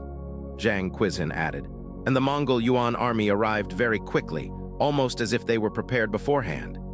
One by one, they pointed out the inconsistencies. Previously, they had been preoccupied with rushing back to Wudang to inform Ning Changge and Zhang Sanfeng, feeling responsible for the trouble they had caused without thinking things through. But now, with this new perspective, Song Yuanqiao and the others' eyes widened, speaking in unison. The Mongol Yuan deliberately framed Wudang. Using the third prince as an excuse, they have a just cause to attack us. It's often said that even a tiger doesn't eat its cubs, but the great Khan of Mongol Yuan is willing to sacrifice his own son, truly ruthless. By now, everyone understood. This was clearly a scheme orchestrated by the Mongol Yuan, using Wudang's sense of righteousness against them. "What should we do?" Song Yuanqiao and the others looked anxiously at Zhang Sanfeng and Ning Changge. During their time in the Sui dynasty, they had witnessed numerous military campaigns, especially the might of the Mongol Yuan's Heavenly Wolf army, each soldier as ferocious as a wolf. Yuwa, Clow makes the sound of a wolf. And letter 1D07W small capen, OVELCH, a PT letter 1D07RS, are published on NOV letter 1D07L Fire. Net the relationship between Wudang and the Mongol Yuan was not good. During the first dragon-slaying assembly, a secret sect divine monk had died at Ning Changge's hands, indirectly disrupting the Mongol Yuan's plans in the Great Ming dynasty. Later, there was Jinlun and the black-robed land immortal. In summary, several Mongol Yuan experts had fallen at Wudang. Thus, seizing the immortal methods by force was the Mongol Yuan's only option. After a quick divination, Ning Changge understood the situation. Sensing everyone's apprehension, he smiled faintly. Everything remains as before. Wudang's true strength has yet to be revealed to the world. Hearing these composed words, everyone was taken aback. They had expected Ning Changge to have a countermeasure, but were surprised by his nonchalance. Wudang's foundation. Zhang Sanfeng was momentarily stunned.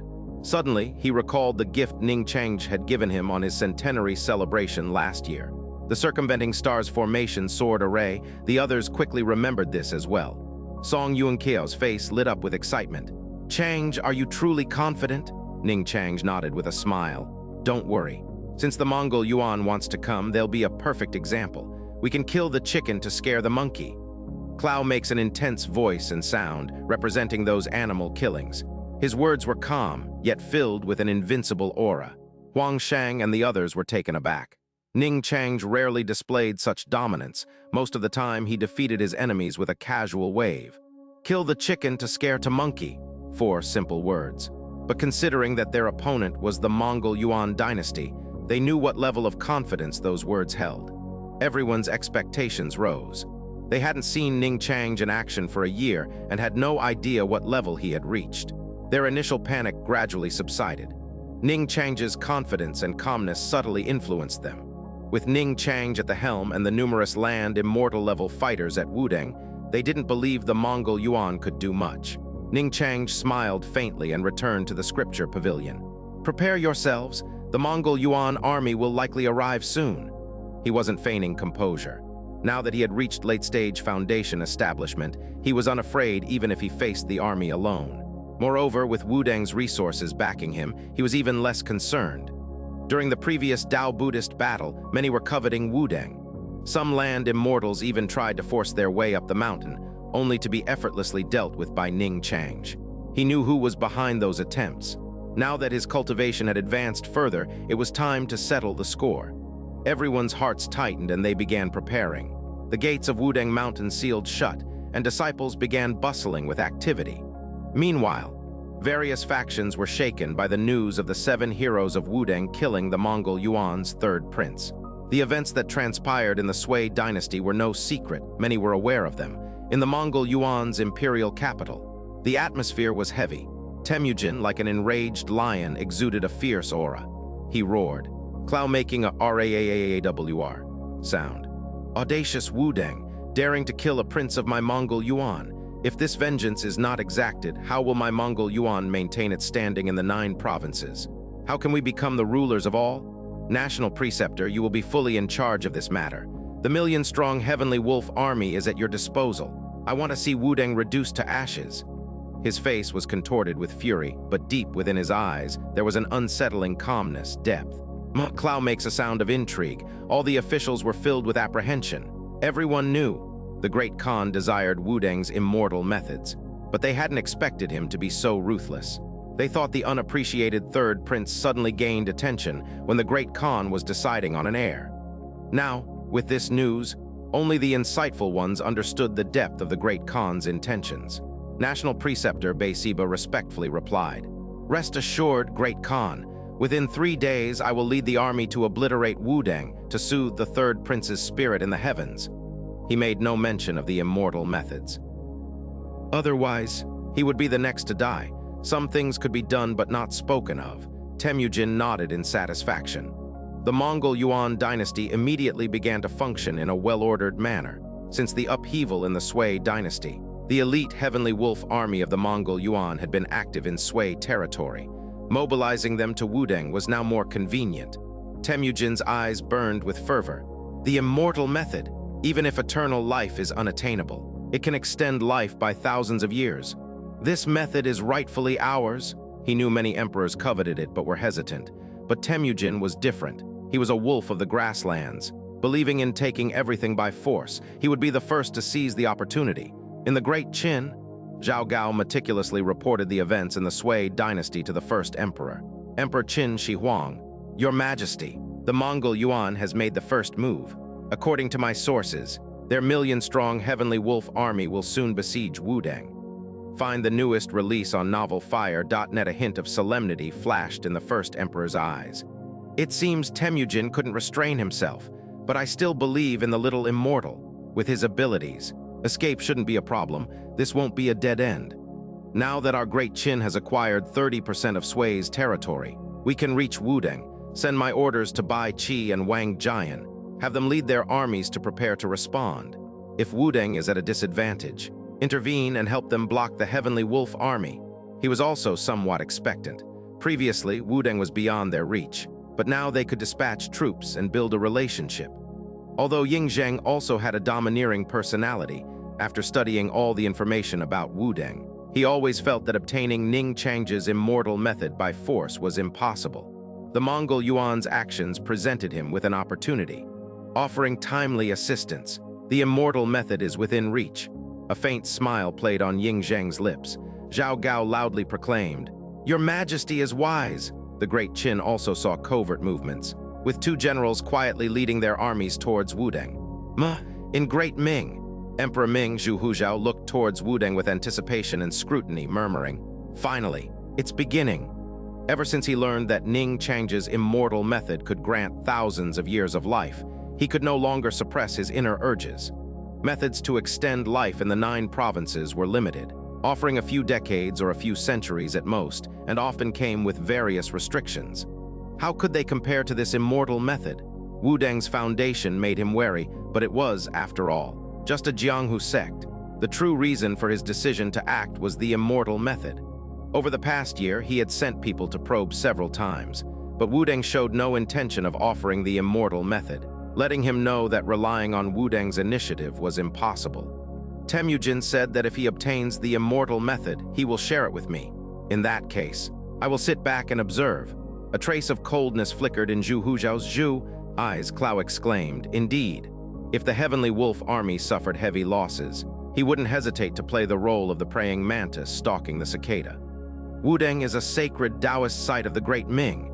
If it's destroyed by Mongol Yuan thieves, I will avenge Wudang and annihilate the Heavenly Wolf army. It's a justifiable cause." He smiled faintly. Orders were secretly issued. Many were aware of the Mongol Yuan's actions. The Great Qin and Great Ming were the most perceptive. Other dynasties, with less developed intelligence networks, were slower to react.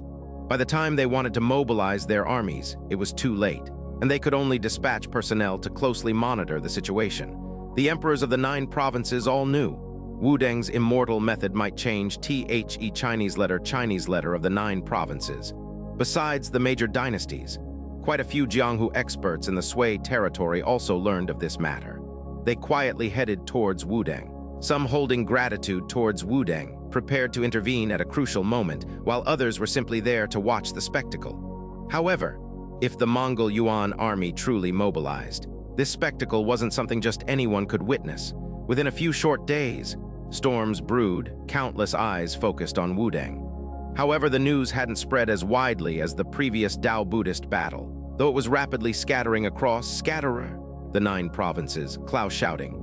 Everyone who heard the news felt a surge of tension in their hearts, above Wudang. After the initial nervousness and panic, they gradually regained their composure and began operating in an orderly manner. Whenever disciples felt a flicker of fear, they would instinctively glance towards the scripture pavilion. Gradually calming down, Ning Changge was now Wudang's stabilizing force, but all necessary preparations would still be made. Wudang's disciples were all prepared for a decisive battle. Ning Changge remained calm, continuing his routine of perusing scriptures. Huangrong brewed spirit tea and, observing Ning Changge's demeanor, couldn't help but ask, "Brother Ning, are you really not worried at all?" She trusted Ning Changge, but the thought of facing the Mongol Yuan dynasty, one of the top-ranked forces in the 9 provinces, inevitably evoked nervousness. It was human nature. Ning Changge looked into Huangrong's eyes and smiled. The path of immortal cultivation is long and fraught with countless difficulties. One needs courage, perseverance, and a calm mind, unmoved even by the collapse of Mount Tai. Otherwise, at the slightest obstacle, one might abandon the Tao. Wronger, if you just think of your Tao, everything else in the world will seem insignificant. Clow makes sounds of wisdom. The challenges of pursuing the Tao are the greatest of all. Ning Changge spoke slowly. It wasn't mere empty words. Even without his current strength, he wouldn't panic. His state of mind dictated this. In his eyes, only the challenges of attaining longevity and immortality warranted his full attention. Everything else was secondary. Huangrong was taken aback, then seemed enlightened. Musing over his words, she found them extremely reasonable. Her slightly agitated state finally settled completely. She smiled brightly. Brother Ning is right. Unknowingly, she felt her Tao heart strengthen. She couldn't help but wonder how firm Ning Changge's Tao heart must be to be unmoved by all things. Clow looks up, wondering what the Tao heart of Ning Changge would look like in her head. Huangrong also opened a scripture. The two of them continued as usual, pursuing the Tao together, peaceful and harmonious. After a while, Ning Changge smiled and stood up. "Let's go. They've arrived. It's time to resolve this matter so our disciples can find inner peace." Huangrong nodded with a smile. Thanks to Ning Changge's few words earlier, she was no longer nervous at all, partly due to her boundless trust in him. As Ning Changge stepped out of the scripture pavilion, all the Wudang disciples snapped to attention. "Let's go!" Outside Wudang. Rumble, the ground continued to tremble as a black tide surged towards Tianzhu Peak with terrifying momentum. From afar, it stretched over 10 li, 1 li approximately 500 meters, carrying overwhelming killing intent. It was the Mongol Yuan's elite force, the Heavenly Wolf Army. A million-strong Heavenly Wolf Army, their killing intent soared into the sky, twisting the celestial phenomena, causing even the heavens to change color. At the head of the army, 8 or 9 figures soared into the sky, leading the way, including the Mongol Yuan's 3 greatest experts, Meng Chixing, Bei Siba, and Si Hanfei. This display of force clearly demonstrated the Mongol Yuan's determination to obliterate Wudang. Jianghu experts observing from afar were all filled with terror. They knew the Mongol Yuan was targeting Wudang, but they hadn't expected such importance to be placed on it. The Heavenly Wolf Army. This was an elite force. A mere 10,000 Heavenly Wolf soldiers could easily slaughter several land immortals combined. When the chaos in the Sui dynasty erupted, the reputation of the Mongol Yuan's Heavenly Wolf Army was terrifying, witnessed by many. And now, a million-strong Heavenly Wolf Army had assembled. Hiss! Wudang is in trouble. Hidden Jianghu experts widened their eyes, gasping in unison. The killing intent emanating from such a massive army sent shivers down their spines. They feared that any land immortal caught within it would be instantly annihilated, under countless gazes. The Mongol Yuan army finally reached the foot of Wudang Mountain. Several land immortals stepped forward, and National Preceptor Beisiba's booming voice resounded through the heavens. Hand over the murder of the third prince, or today Wudang will be razed. Annihilate Wudang! Annihilate Wudang! The thunderous roar of a million voices united as one. The sheer intensity of the sound was overwhelming. Even a million ordinary people would be extraordinary, let alone a million elite Heavenly Wolf soldiers. The voices layered upon each other, piercing through the clouds, assaulting Tianzhu Peak. The sound carried a terrifying killing intent, sending shivers down everyone's spines. The Mongol Yuan's hardline stance immediately caused a change in the expressions of those hidden in the shadows. The lurking Jianghu experts fell silent, hearts pounding. Though they had witnessed armies clashing many times over the past year, this was the first time they had seen a million-strong army assembled. The killing intent soared into the sky. Even before the army souls were activated, various visions manifested. Dark clouds gathered, lightning crackled, and the atmosphere became incredibly heavy and oppressive. Wudang is in trouble this time. Zhu Yuyan and sorceress Ning Changge hid with Yinqiu sect members, their eyes filled with terror. In the distance, two young rising stars, Su Xiling and Ku Zhang, also wore expressions of shock.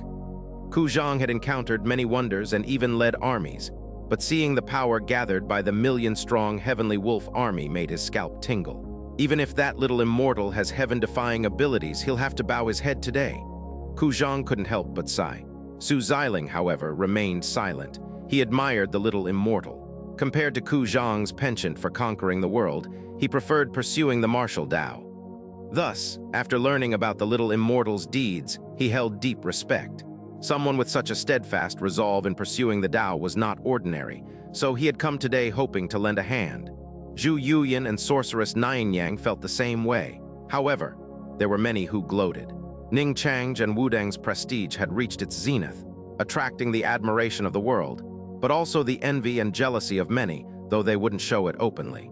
Now, with Wudang seemingly falling into a disaster, about to face the suppression of the Mongol Yuan army, they emerged one after another, some even harboring malicious intentions, hoping to take advantage of the chaos and obtain martial arts manuals from the wreckage of Wudang.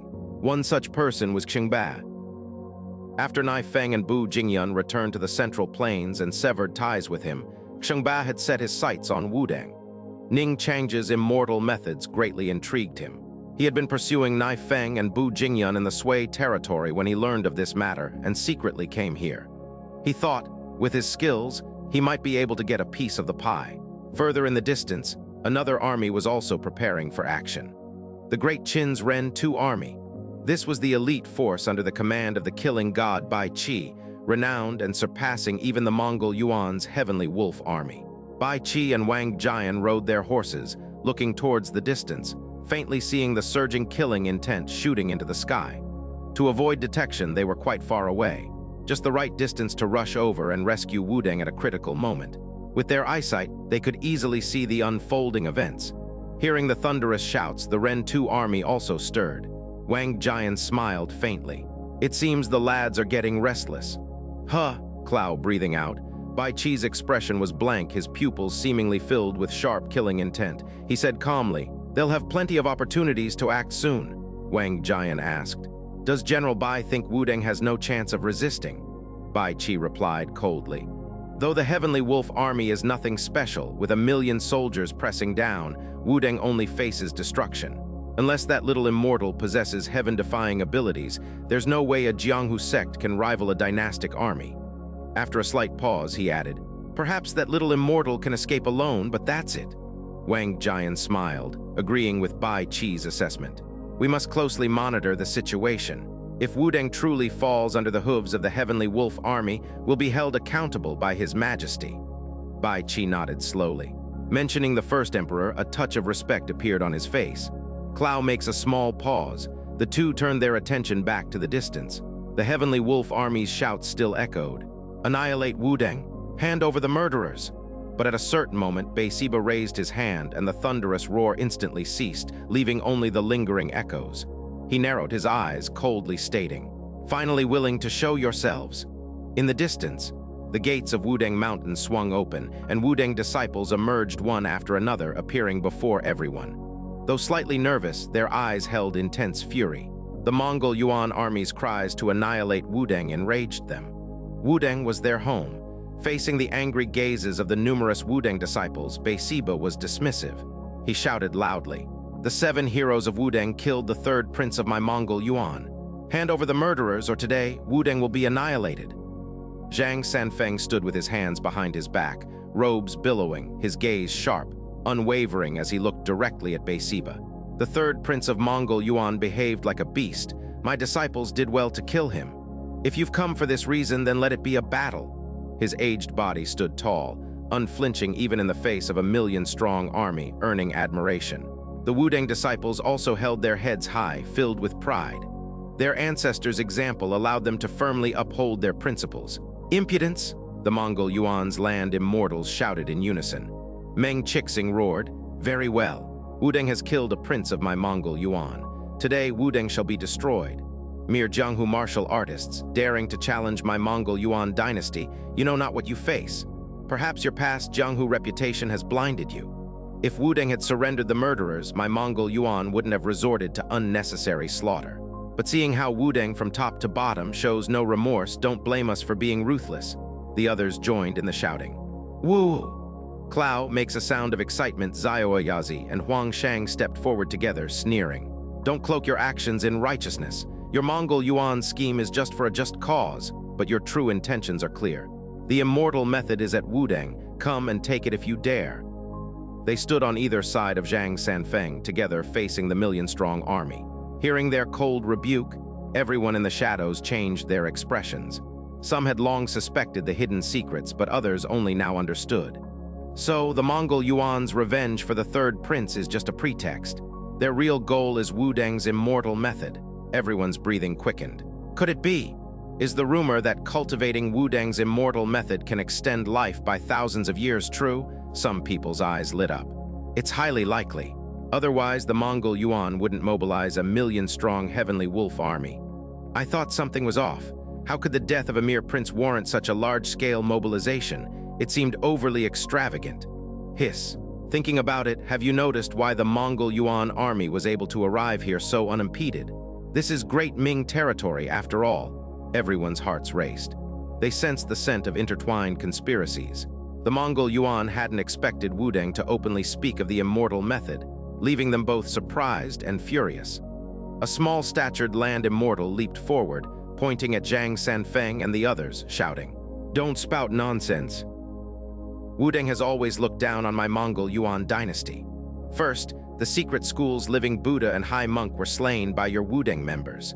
Then, a year ago, a land immortal of my Mongol Yuan came to visit, only to be slaughtered by Wudang for no reason.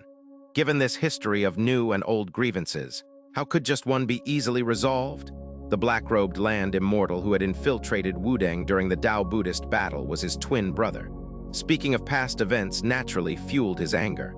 This short land immortal's eyes were filled with hatred. Relying on the heavenly wolf army behind him, he cursed loudly, and the Mongol Yuan members all laughed heartily. However, the laughter was abruptly cut short. Zhang Sanfeng and the others were about to retort when a faint voice slowly spoke from behind. Cutting through the commotion, "Why waste words on those who are about to die?" The short land immortal's eyes widened.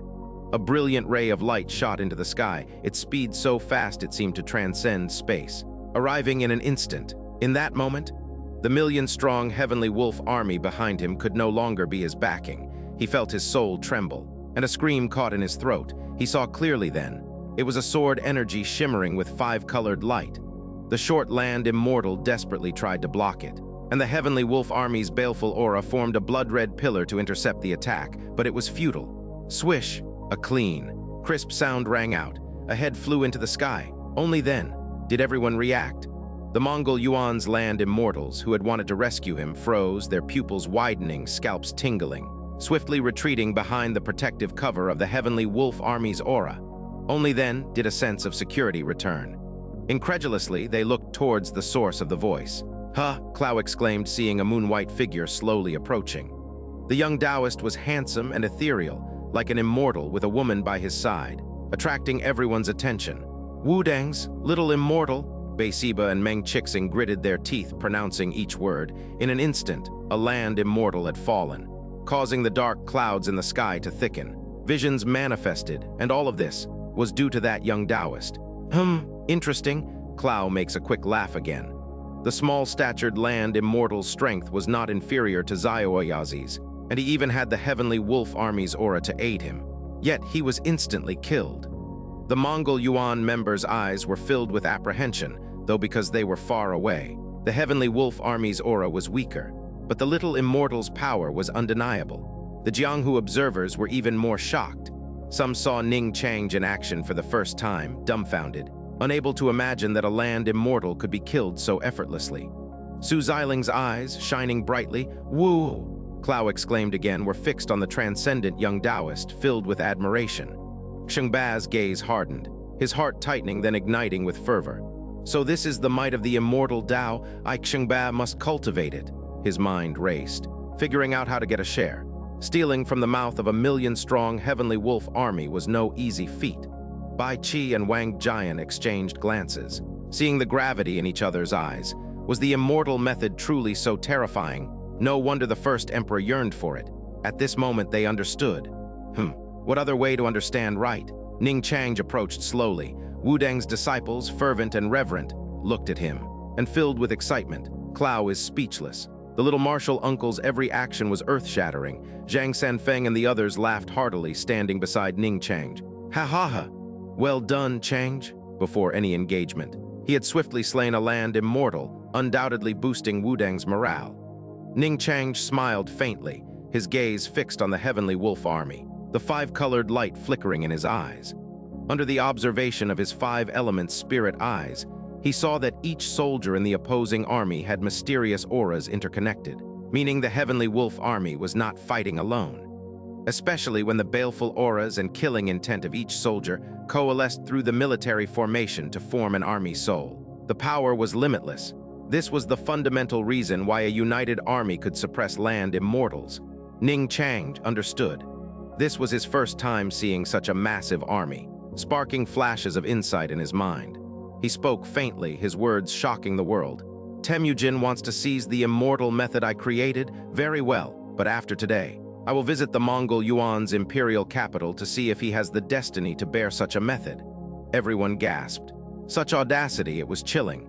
Challenging an emperor was something countless Jianghu people dreamed of. But when Ning Changge actually did it, especially in front of a million-strong army, it was unbelievable. From Ning Changge's calm words, they sensed immense confidence and assurance. In that moment, everyone couldn't help but feel a sense of admiration. Who else in the 9 provinces possessed SUCH Chinese letter?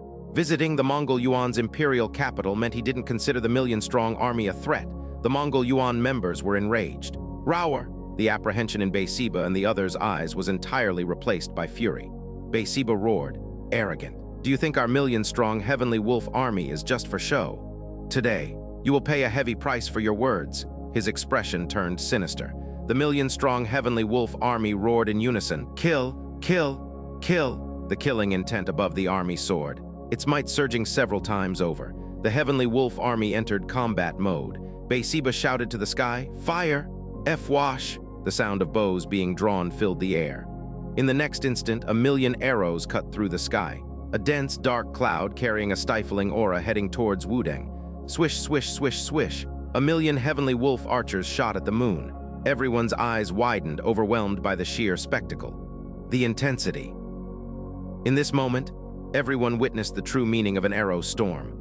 A million arrows shot towards Wudang, a horrifying sight, especially amplified by the killing aura, making it suffocating. All observers felt their scalps tingle, watching blankly. The people of Wudang felt a chill, but their eyes showed no fear. Looking at the moon-white figure at the very front, their hearts were filled with stability. The Wudang crowd roared in unison. One by one, land immortals soared into the sky. Zhang Sanfeng wielded the Taiji sword, the black and white Taiji diagram behind him expanding explosively, dense true energy erupting, instantly shredding vast swaths of arrows. Clow exclaims, boom boom. Huang Shang appeared ordinary, but his combat power was second only to Ning Changge at Wudang. His true energy channeled the power of heaven and earth, forming a terrifying vortex that pulled in hundreds of thousands of arrows. Xiao Yazi and Sword Emperor Jiu flanked him, one using the Northern Darkness divine art, the other the life and death sword Qi, both exhibiting unmatched power. There were also the spirit monkey and the divine condor. Both manifested their true forms, bodies expanding immensely. Not only were their physical forms unparalleled, but their every move carried terrifying force, and their spiritual energy was formidable, already showing the nascent power of demon kings. Wudang's 7 heroes formed the Big Dipper 7-star sword formation. Their strength had also improved significantly over the past year. United in the formation, they could fight powerful land immortals. Countless Wudang disciples also supported each other, their true energy and qi surging, none below the Grandmaster realm. Wudang, united as one, displayed their various abilities. In an instant, the terrifying rain of 1,000,000 arrows was easily deflected. Bang, bang, bang. Dense, crisp sounds echoed across the sky. Led by the land immortals, countless arrows were shattered. The fighting spirit in the eyes of the Wudang crowd burned even brighter. The Mongol Yuan members' expressions changed slightly. "Fire again!" Beisiba roared, a hint of shock in his eyes. He had only heard of Wudang's immense foundation and multiple land immortals, but he hadn't expected it to be this strong. The little immortal hadn't even acted, yet the others had already blocked 1,000,000 arrows. Ku Zhang stared blankly, finding it hard to believe. Is this really a Jianghu sect? If Wudang wanted to contest for dominance, they'd only need to raise an army. They could establish a new dynasty within a century. His heart burned with ambition. Conquering the world had always been his desire, but he lacked the forces. Su Xiling's soft voice sounded.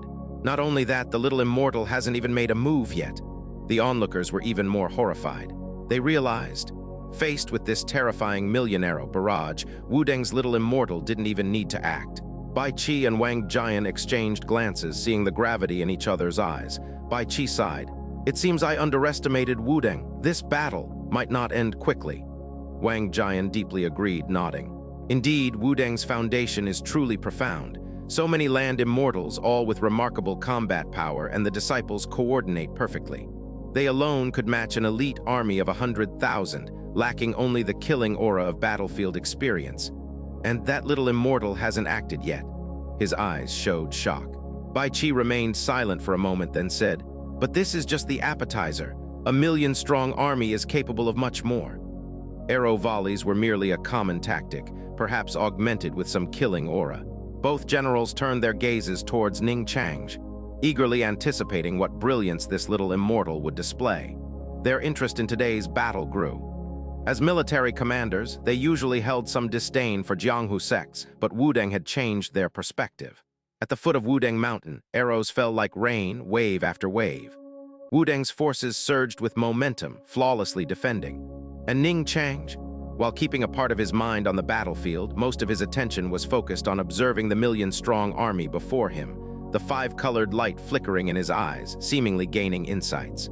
The interconnected killing aura and will of the soldiers before him, channeling the power of heaven and earth through their killing intent, amazed him. It was his first time seeing such an army. Each soldier was like a chess piece, yet incredibly agile.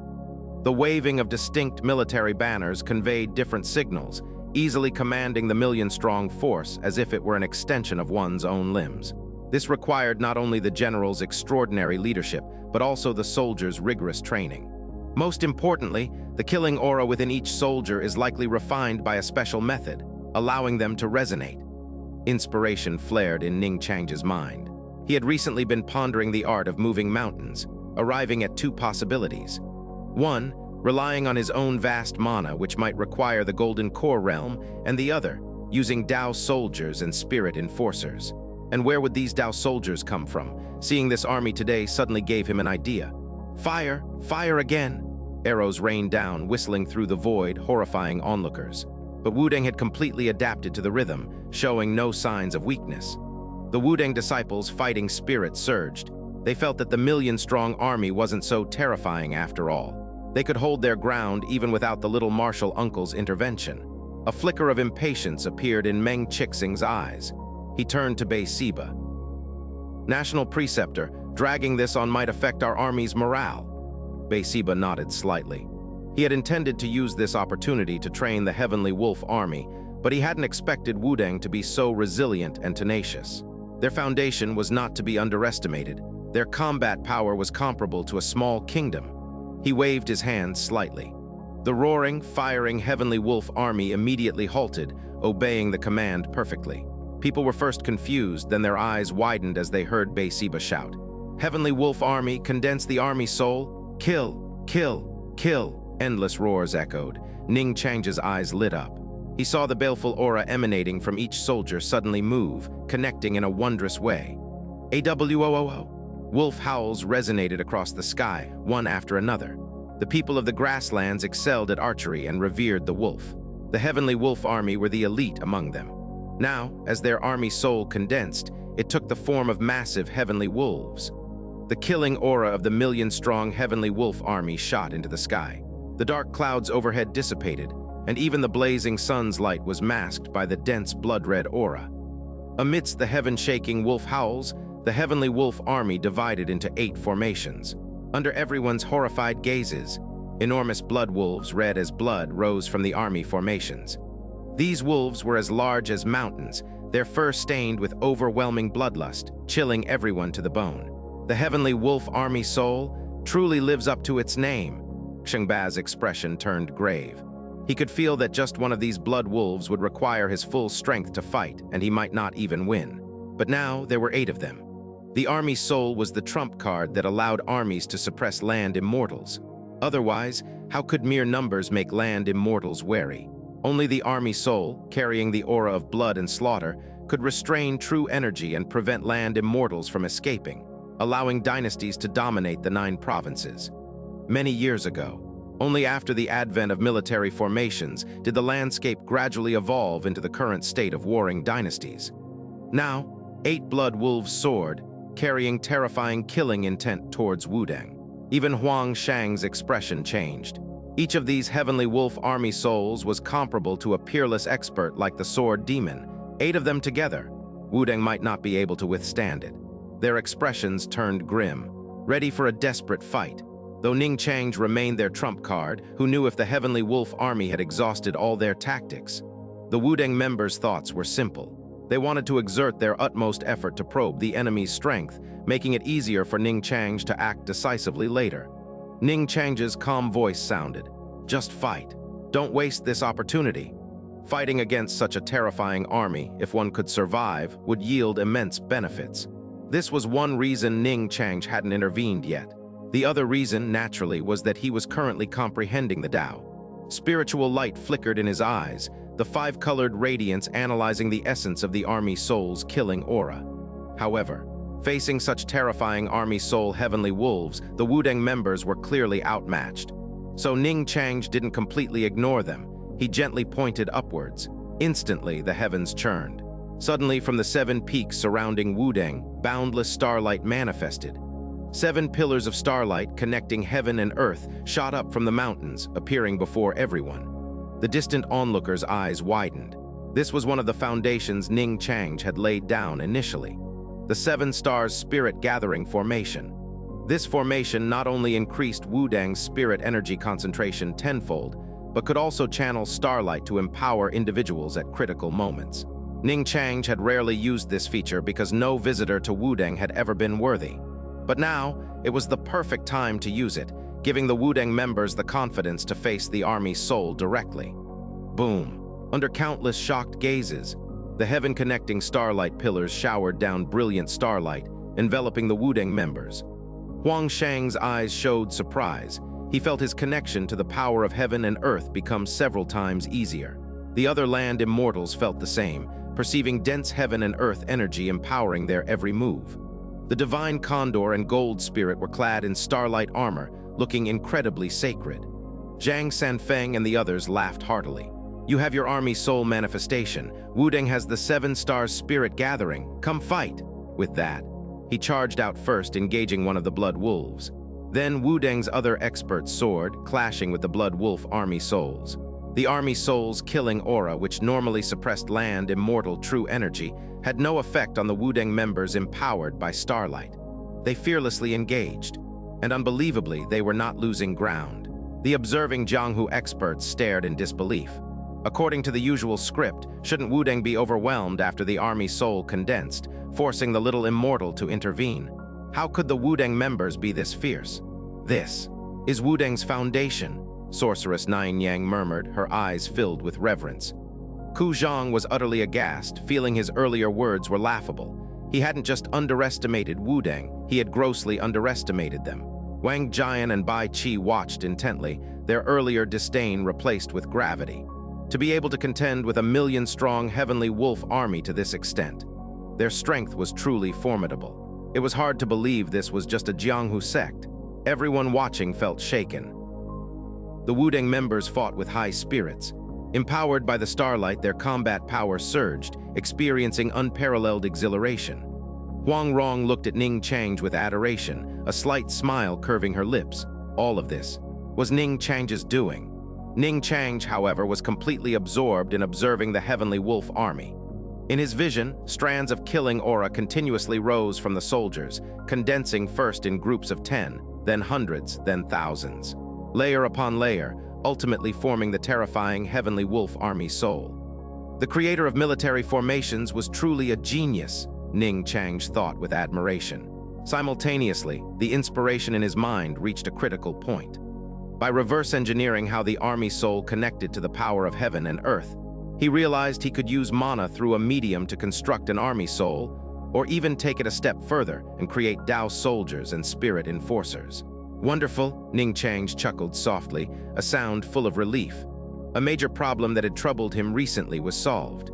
The Mongol Yuan army wasn't entirely a bad thing after all. You observed the process of the million-strong heavenly wolf army condensing its army soul and gained insight. Combining this with Taoist scriptures, you comprehended the technique of creating Dao soldiers with mana. You created the minor divine ability, scattering beings into soldiers. This was also a remarkable divine ability. Beings served as the mana base, and the soldiers were Dao soldiers and spirit enforcers beyond ordinary mortal power. Furthermore, this divine ability could grow. One day, he might be able to scatter billions of Dao soldiers with a single gesture. That would be a truly grand divine ability. The smile on Ning Changge's lips widened. Huang Rong didn't understand, but sensing Ning Changge's enlightenment, her admiration grew even stronger. Even facing such a great enemy, Brother Ning remained calm and collected. Such bearing was truly unmatched in the 9 provinces. The distant observers also felt their minds tremble. They clearly saw Ning Changge's aura changed. The previous casualness was gone.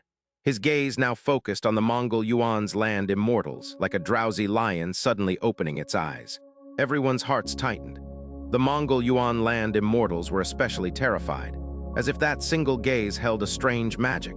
Seeing the 8 army souls locked in a stalemate with Wudang, only slightly gaining the upper hand, Beisiba gritted his teeth and shouted, "Army souls, return! Everyone, it's our turn!" AWO.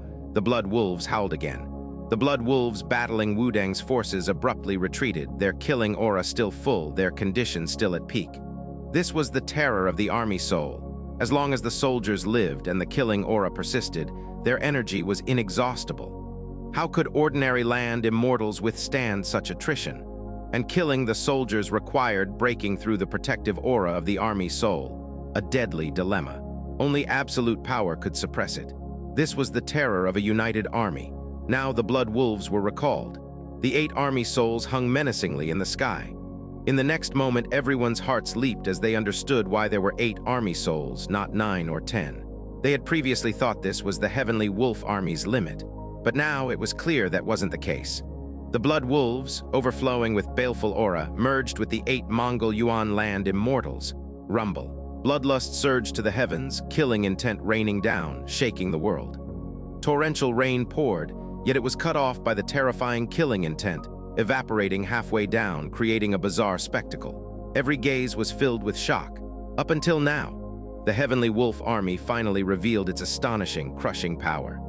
The power of the army soul combined with the control of land immortals was far stronger than even peerless experts like the sword demon and Bodhidharma. Perhaps only Shakyamuni, empowered by the 10,000 Buddhas formation, could compare. Meng Qixing and the others felt the immense power surging through them, amplified tenfold by the army soul. their eyes filled with intoxication. Looking at Ning Changge, they finally found the courage to step outside the army formation. No matter how many tricks Wudang has, today you will perish. Annihilate Wudang. Your disciples will be slaves to my Mongol Yuan for eternity, to appease the hatred for killing our land immortals. Cold, murderous words echoed through the heavens, chilling everyone's hearts. The Mongol Yuan's land immortals' frustration was palpable. Leading a million-strong army to crush Wudang, they had gained nothing since the battle began. Instead, they had lost a land immortal, unexpectedly slain by Ning Changge. Wudang, on the other hand, remained unscathed. Thus, Beisiba could no longer hold back. He knew others were watching from the shadows. If he revealed too much strength while annihilating Wudang, he might become prey himself. He needed to strike a balance, suppress Wudang while retaining enough trump cards to deter others. But now, after Wudang revealed the Seven Stars Spirit Gathering formation, he couldn't afford to hold back. Without bringing out his real strength, he might not even be able to suppress Wudang today. Preserving strength would be meaningless then. At this moment, the 8 Heavenly Wolf Army souls empowered the 8 Land Immortals, their combat power surging. Their aura raged, the sky churned, and lightning flashed. The onlookers were horrified. Su Xiling and Ku Zhang exchanged glances, swallowing hard. This Heavenly Wolf Army truly undergoes a qualitative change when it reaches 1,000,000. I once faced tens of thousands of them and knew their terror. I never expected 1,000,000 to be this terrifying. Even an ordinary 1,000,000-strong army likely wouldn't last long against them. Yeah, this time, Wudang might really be in trouble. Xianxia narrowed his eyes, his true energy beginning to stir. If things went south, he needed to seize the best opportunity to fish in troubled waters. Many land immortals shared his thoughts. The desire for Ning Changge's immortal methods wasn't exclusive to dynasty rulers. Many Jianghu experts coveted it greedily, merely lacking the courage to act before. Zhu Yuyan and sorceress Nianyang exchanged worried glances. Bai Qi and Wang Jian's eyes also showed shock. Watching the terrifying aura of the Heavenly Wolf Army, Bai Qi snorted coldly. This Heavenly Wolf Army does have some strength. I underestimated them earlier. Wang Jian nodded seriously. The Heavenly Wolf Army was only slightly inferior to the Great Qin's elite Ren 2 army. Now, let's see if that little immortal has any other tricks up his sleeve. This time he must act right. All eyes focused on the moon-white figure on the battlefield. 8 terrifying figures soared. The Wudang members' faces turned grave. Zhang Sanfeng, Huang Shang, and the others exchanged glances, seeing the shock in each other's eyes. They had already struggled against the Blood Wolf Army souls earlier. Now, with the army souls empowering land immortals, their combat power had skyrocketed. Even with the Starlight boost, they were no match. The Wudang disciples instinctively looked towards Ning Changge. The handsome, immortal-like young Taoist's expression remained tranquil, like an ancient well. Their hearts immediately settled. That flicker of anxiety vanished instantly. As long as Ning Changge was present, Wudang would not fall. This was the consensus among all Wudang members. All of you fall back. Ning Changge smiled faintly. Now that he had comprehended the scattering beans into soldiers' divine ability, there was no need to waste more time with the Mongol Yuan army. Wudang's disciples had done well enough.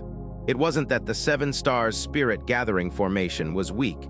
It was an immortal Tao formation, after all. Providing such a significant boost to martial cultivation was already impressive. The opposing 1,000,000-strong Heavenly Wolf army was no pushover either. This was the Mongol Yuan's ace. Even mobilizing the entire dynasty's resources, they could probably only raise slightly over 1,000,000 Heavenly Wolf soldiers. Most of them were here now. Hearing Ning Changge's words, the Wudang members' eyes lit up. They retreated swiftly, quickly gathering behind Ning Changge, all looking at him with anticipation. Their confidence in Ning Changge was immense, built upon the countless miracles he had performed. The onlookers, however, were incredulous, unable to believe that only Ning Changge stepped forward. Ning Changge, do you truly think you're an immortal? Meng Qixing hissed sinisterly. The 8 Mongol Yuan land immortals, cloaked in bloody killing aura, lined up, glaring fiercely at Ning Changge. But Ning Changge's expression remained unchanged. He spoke slowly. Master, do you still remember the gift your disciple presented on your centenary last year? The 8 Mongol Yuan members were confused. Beisiba, Meng Qixing, and the others felt a flicker of unease, sensing something amiss. But the Wudang members' eyes lit up collectively. Zhang Sanfeng stroked his beard and laughed heartily. Of course, I remember. The circumventing stars formation sword array. That's been my regret ever since. You called it a birthday gift, but I haven't even seen it this whole year. He laughed loudly, understanding his disciple's source of confidence. Xiaoyazi's heart pounded, recalling the exaggerated scenes from the centenary banquet. Anticipation filled his eyes. All Wudang disciples felt the same, their eyes brimming with expectation. The observing Jianghu experts also seemed to recall something, their mouths agape. They heard Ning Changge laugh heartily. "Then, Master, you shall see it today." The 8 Mongol Yuan land immortals grew increasingly uneasy. They had an instinctive fear of Ning Changge. He was simply too terrifying. Since his debut, his achievements had been heaven-defying. If not for the army soul empowerment, they wouldn't even have the courage to face him. Mystifying tricks. Everyone attacked together. See Hanfei roared, taking the lead. Wielding a steel spear, the blood-red light at its tip seemingly tangible, he charged towards Ning Changge like lightning. The other 7 land immortals attacked simultaneously. Their true energy merged with the army soul's power, becoming incredibly terrifying. Every move held the power to shatter mountains. If not for the starlight protection, the surrounding peaks would have long been obliterated, like Emperor Treading Peak during the Tao Buddhist battle. 8 experts attacking together, equivalent to 8 peerless masters, no less powerful than Shakyamuni that day, attacking simultaneously.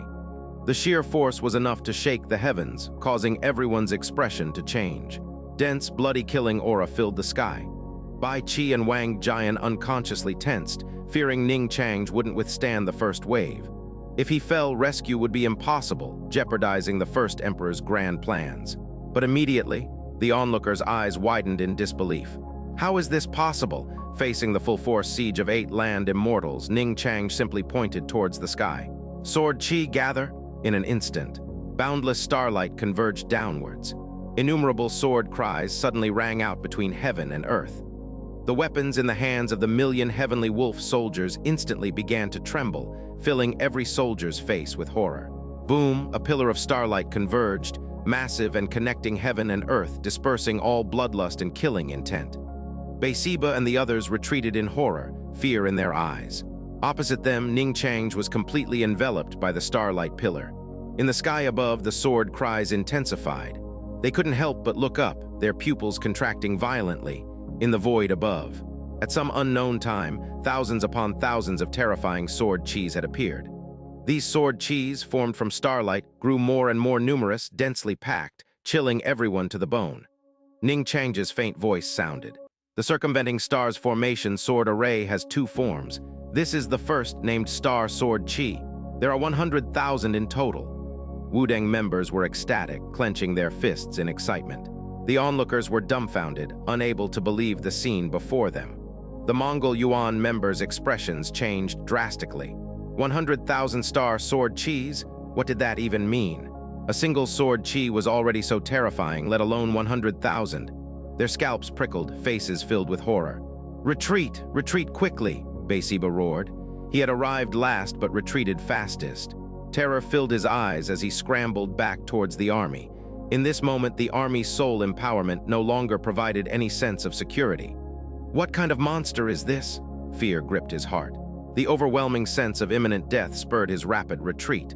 All the land immortals fled, wishing they had more legs. Who would still think of besieging Ning Changge now? That was suicide. However, it was too late. Ning Changge's expression remained unchanged from beginning to end. He pointed a finger. The densely packed Star Sword Qis instantly swarmed towards the 8 retreating land immortals. Swish, swish, swish, swish. The incredibly dense whistling of Sword Qi merged into a single, spectacular sound. Even the Wudang disciples felt their scalps tingle, though their hearts were filled mostly with awe. Even though the Star Sword Qi hadn't fully condensed yet, there were still tens of thousands. Descending en masse, they blotted out the sky, completely engulfing the 8 Mongol Yuan land immortals. The 8 land immortals' hearts pounded wildly, but they could only resist desperately. Boom! Beisiba struck out repeatedly with his palms, launching mountain-sized blood-red palm prints. He even used his ultimate technique, the God-annihilating palm. Empowered by the army soul, it was no less powerful than the 1,000-armed Buddha that day. But under the vast sea of Star Sword Qi, he could barely protect himself, tossed about like a lone boat. Meng Qixing's true energy twisted the void around him, layers of blood-red light dispersing, shattering the sword cheese around him one by one. But the star sword cheese were endless, overwhelming. These two were the strongest, faring slightly better. The others were not so fortunate. Xianxia was as strong as the other two, but having charged furthest ahead, he was now completely submerged in the deepest part of the star sword chi storm. His army soul-killing aura was almost depleted. The other 5 land immortals were simply a notch or two weaker in strength. Even with army soul empowerment, they couldn't withstand the terrifying star sword chi. Boom. A celestial phenomenon burst forth. A torrential downpour began. Another land immortal had fallen. It seemed like a signal. Boom, boom, boom. Heavenly phenomena manifested one after another as land immortals fell consecutively. The onlookers felt numb, their bodies trembling. The scene before them was simply too terrifying. 8 Mongol Yuan land immortals empowered by army souls, radiating immense power, but their glory lasted mere seconds before the little immortal summoned Wudang's foundation. The circumventing stars' formation soared array and annihilated them. They saw it clearly. In a short time, a total of 6 land immortals had fallen. Even Xianxia, one of the Mongol Yuan's 3 greatest experts, had perished under the terrifying star sword chi. Every gaze watched the unfolding events with shock, chilled to the bone. Xingba's heart pounded, his mouth dry. An uncharacteristic fear gripped him. Something he thought impossible now felt terrifyingly real. The burning greed in his heart was instantly extinguished. Bai Qi stood stunned, shock visible in his eyes for the first time. Such a sword formation, should it truly exist in the mortal world? He found it hard to believe. Could one person relying on a formation truly stand against a million-strong elite army? This completely shattered his worldview. The onlookers were all plunged into horrified silence. On the battlefield, in an instant, only 2 of the 8 Mongol Yuan land immortals remained. National Preceptor Beisiba and Demon Sect Master Ning Changge frantically scrambled back into the Heavenly Wolf army. Looking back at the blood mist behind them, the blood of their comrades, their eyes turned red, filled with boundless fury and hatred. Brutal, utterly brutal, they still felt lingering fear. If they had been slightly slower, they too would have perished. Ning Changge, you deserve death, you deserve death! Beisiba's voice sounded like a demon from hell. The hatred in his eyes was almost tangible. Ning Changge fared no better. Both wished they could devour Ning Changge's flesh and blood. A moment of carelessness had cost them 6 more land immortals. The hatred in their hearts felt like it couldn't be washed away even by the waters of the Yellow River. But Ning Changge remained unfazed. What did it matter if the 2 escaped back into the million-strong army? They were destined to die anyway. Today, not a single one of this million-strong Heavenly Wolf army would escape. He pointed again. Star Sword Cheese began to recondense in the void. The Wudang members' eyes were filled with adoration and reverence. Beisiba and Ning Changge exchanged glances, looking hatefully at Ning Changge. Ning Changge, you and Wudang forced us. You forced us, Beisiba suddenly roared. Heavenly Wolf Army, where are you? Army soul, gather. Kill, kill, kill. Thunderous roars shook the heavens. The bloody killing aura from every Heavenly Wolf soldier erupted completely. Above the army, an incredibly terrifying figure began to condense. Its blood-red fur seemed solid. With a howl towards the sky, it looked as if it could swallow the sun and moon. The previous 8 Blood Wolf army souls seemed like cute little animals compared to this Heavenly Wolf. This Heavenly Wolf army soul was the true, ultimate form. Previously, the million-strong army had essentially been divided into 8 parts. Now the 8 souls merged into one, the true army soul of 1,000,000 soldiers. Driven by rage and resentment, Beisiba completely disregarded holding back any trump cards. He knew that if he didn't flatten Wudang today and bring back the immortal method to redeem himself, he would likely face death. AWOO! The Heavenly Wolf howled at the sky, and everyone's expression changed. This terrifying army soul surpassed everyone's imagination. Before Wudang Mountain, a terrifying blood-red Heavenly Wolf howled at the sky. Dark clouds scattered, and even heaven and earth seemed to pale before it. If the moon were high, onlookers might wonder if it would be devoured by the beast. Ku Zhang's eyes were filled with horror, even fear. Is this the true strength of the Heavenly Wolf army? Looking closely, one could even see his right hand trembling. He had once commanded hundreds of thousands of soldiers in his bid for power, experiencing the army's soul firsthand. But compared to the terrifying Heavenly Wolf before him, his past experiences felt like child's play. In this moment, As the heavenly wolf awoke, even the continuously appearing star sword cheese seemed to dim slightly. Su Xiling clenched his fists, his eyes shaking. He looked at the moon-white figure before Wudang Mountain, who had summoned countless star sword cheese to slay 6 Mongol Yuan land immortals. But facing the terrifying heavenly wolf now, even his aura seemed suppressed. Worry crept into his heart. Sorceress Nianyang and Zhu Yuyan felt the same. Their earlier joy hadn't fully settled before the Mongol Yuan army revealed their ultimate trump card, so terrifying, so shocking. The surrounding Jianghu experts were all dumbstruck, trembling before the might of the heavenly wolf. Shengba's eyes were slightly dazed, a sense of powerlessness washing over him. In this moment, he felt his own insignificance. He was a powerful land immortal, yet before both Ning Changge and the million-strong heavenly wolf army, he seemed utterly weak. So weak he couldn't even resist. An army. I need an army. After this, I must cultivate an earth-shattering army within the world's society. Only then can I unify the central plains. An intense desire rose in his eyes. He had completely abandoned the thought of fishing in troubled waters. Many others felt the same. It was obvious. The power displayed by both Wudang and the Heavenly Wolf army far exceeded their imagination. Even if the two factions fought to exhaustion, their remaining strength could easily crush them. In such a situation, how could they fish in troubled waters? It was more like seeking death. Everyone felt apprehensive. In the distance, the 2 generals of the Great Qin army also felt immense gravity. Wang Jian's eyes showed shock, unable to help but say, "A million-strong army condensing its army soul. I didn't expect the Mongol Yuan Heavenly Wolf army could actually achieve this. They are hardly inferior to the Ren 2 army now." When the 8 Blood Wolf army souls appeared earlier, the 2 generals had only shown slight admiration, but now it was utter seriousness.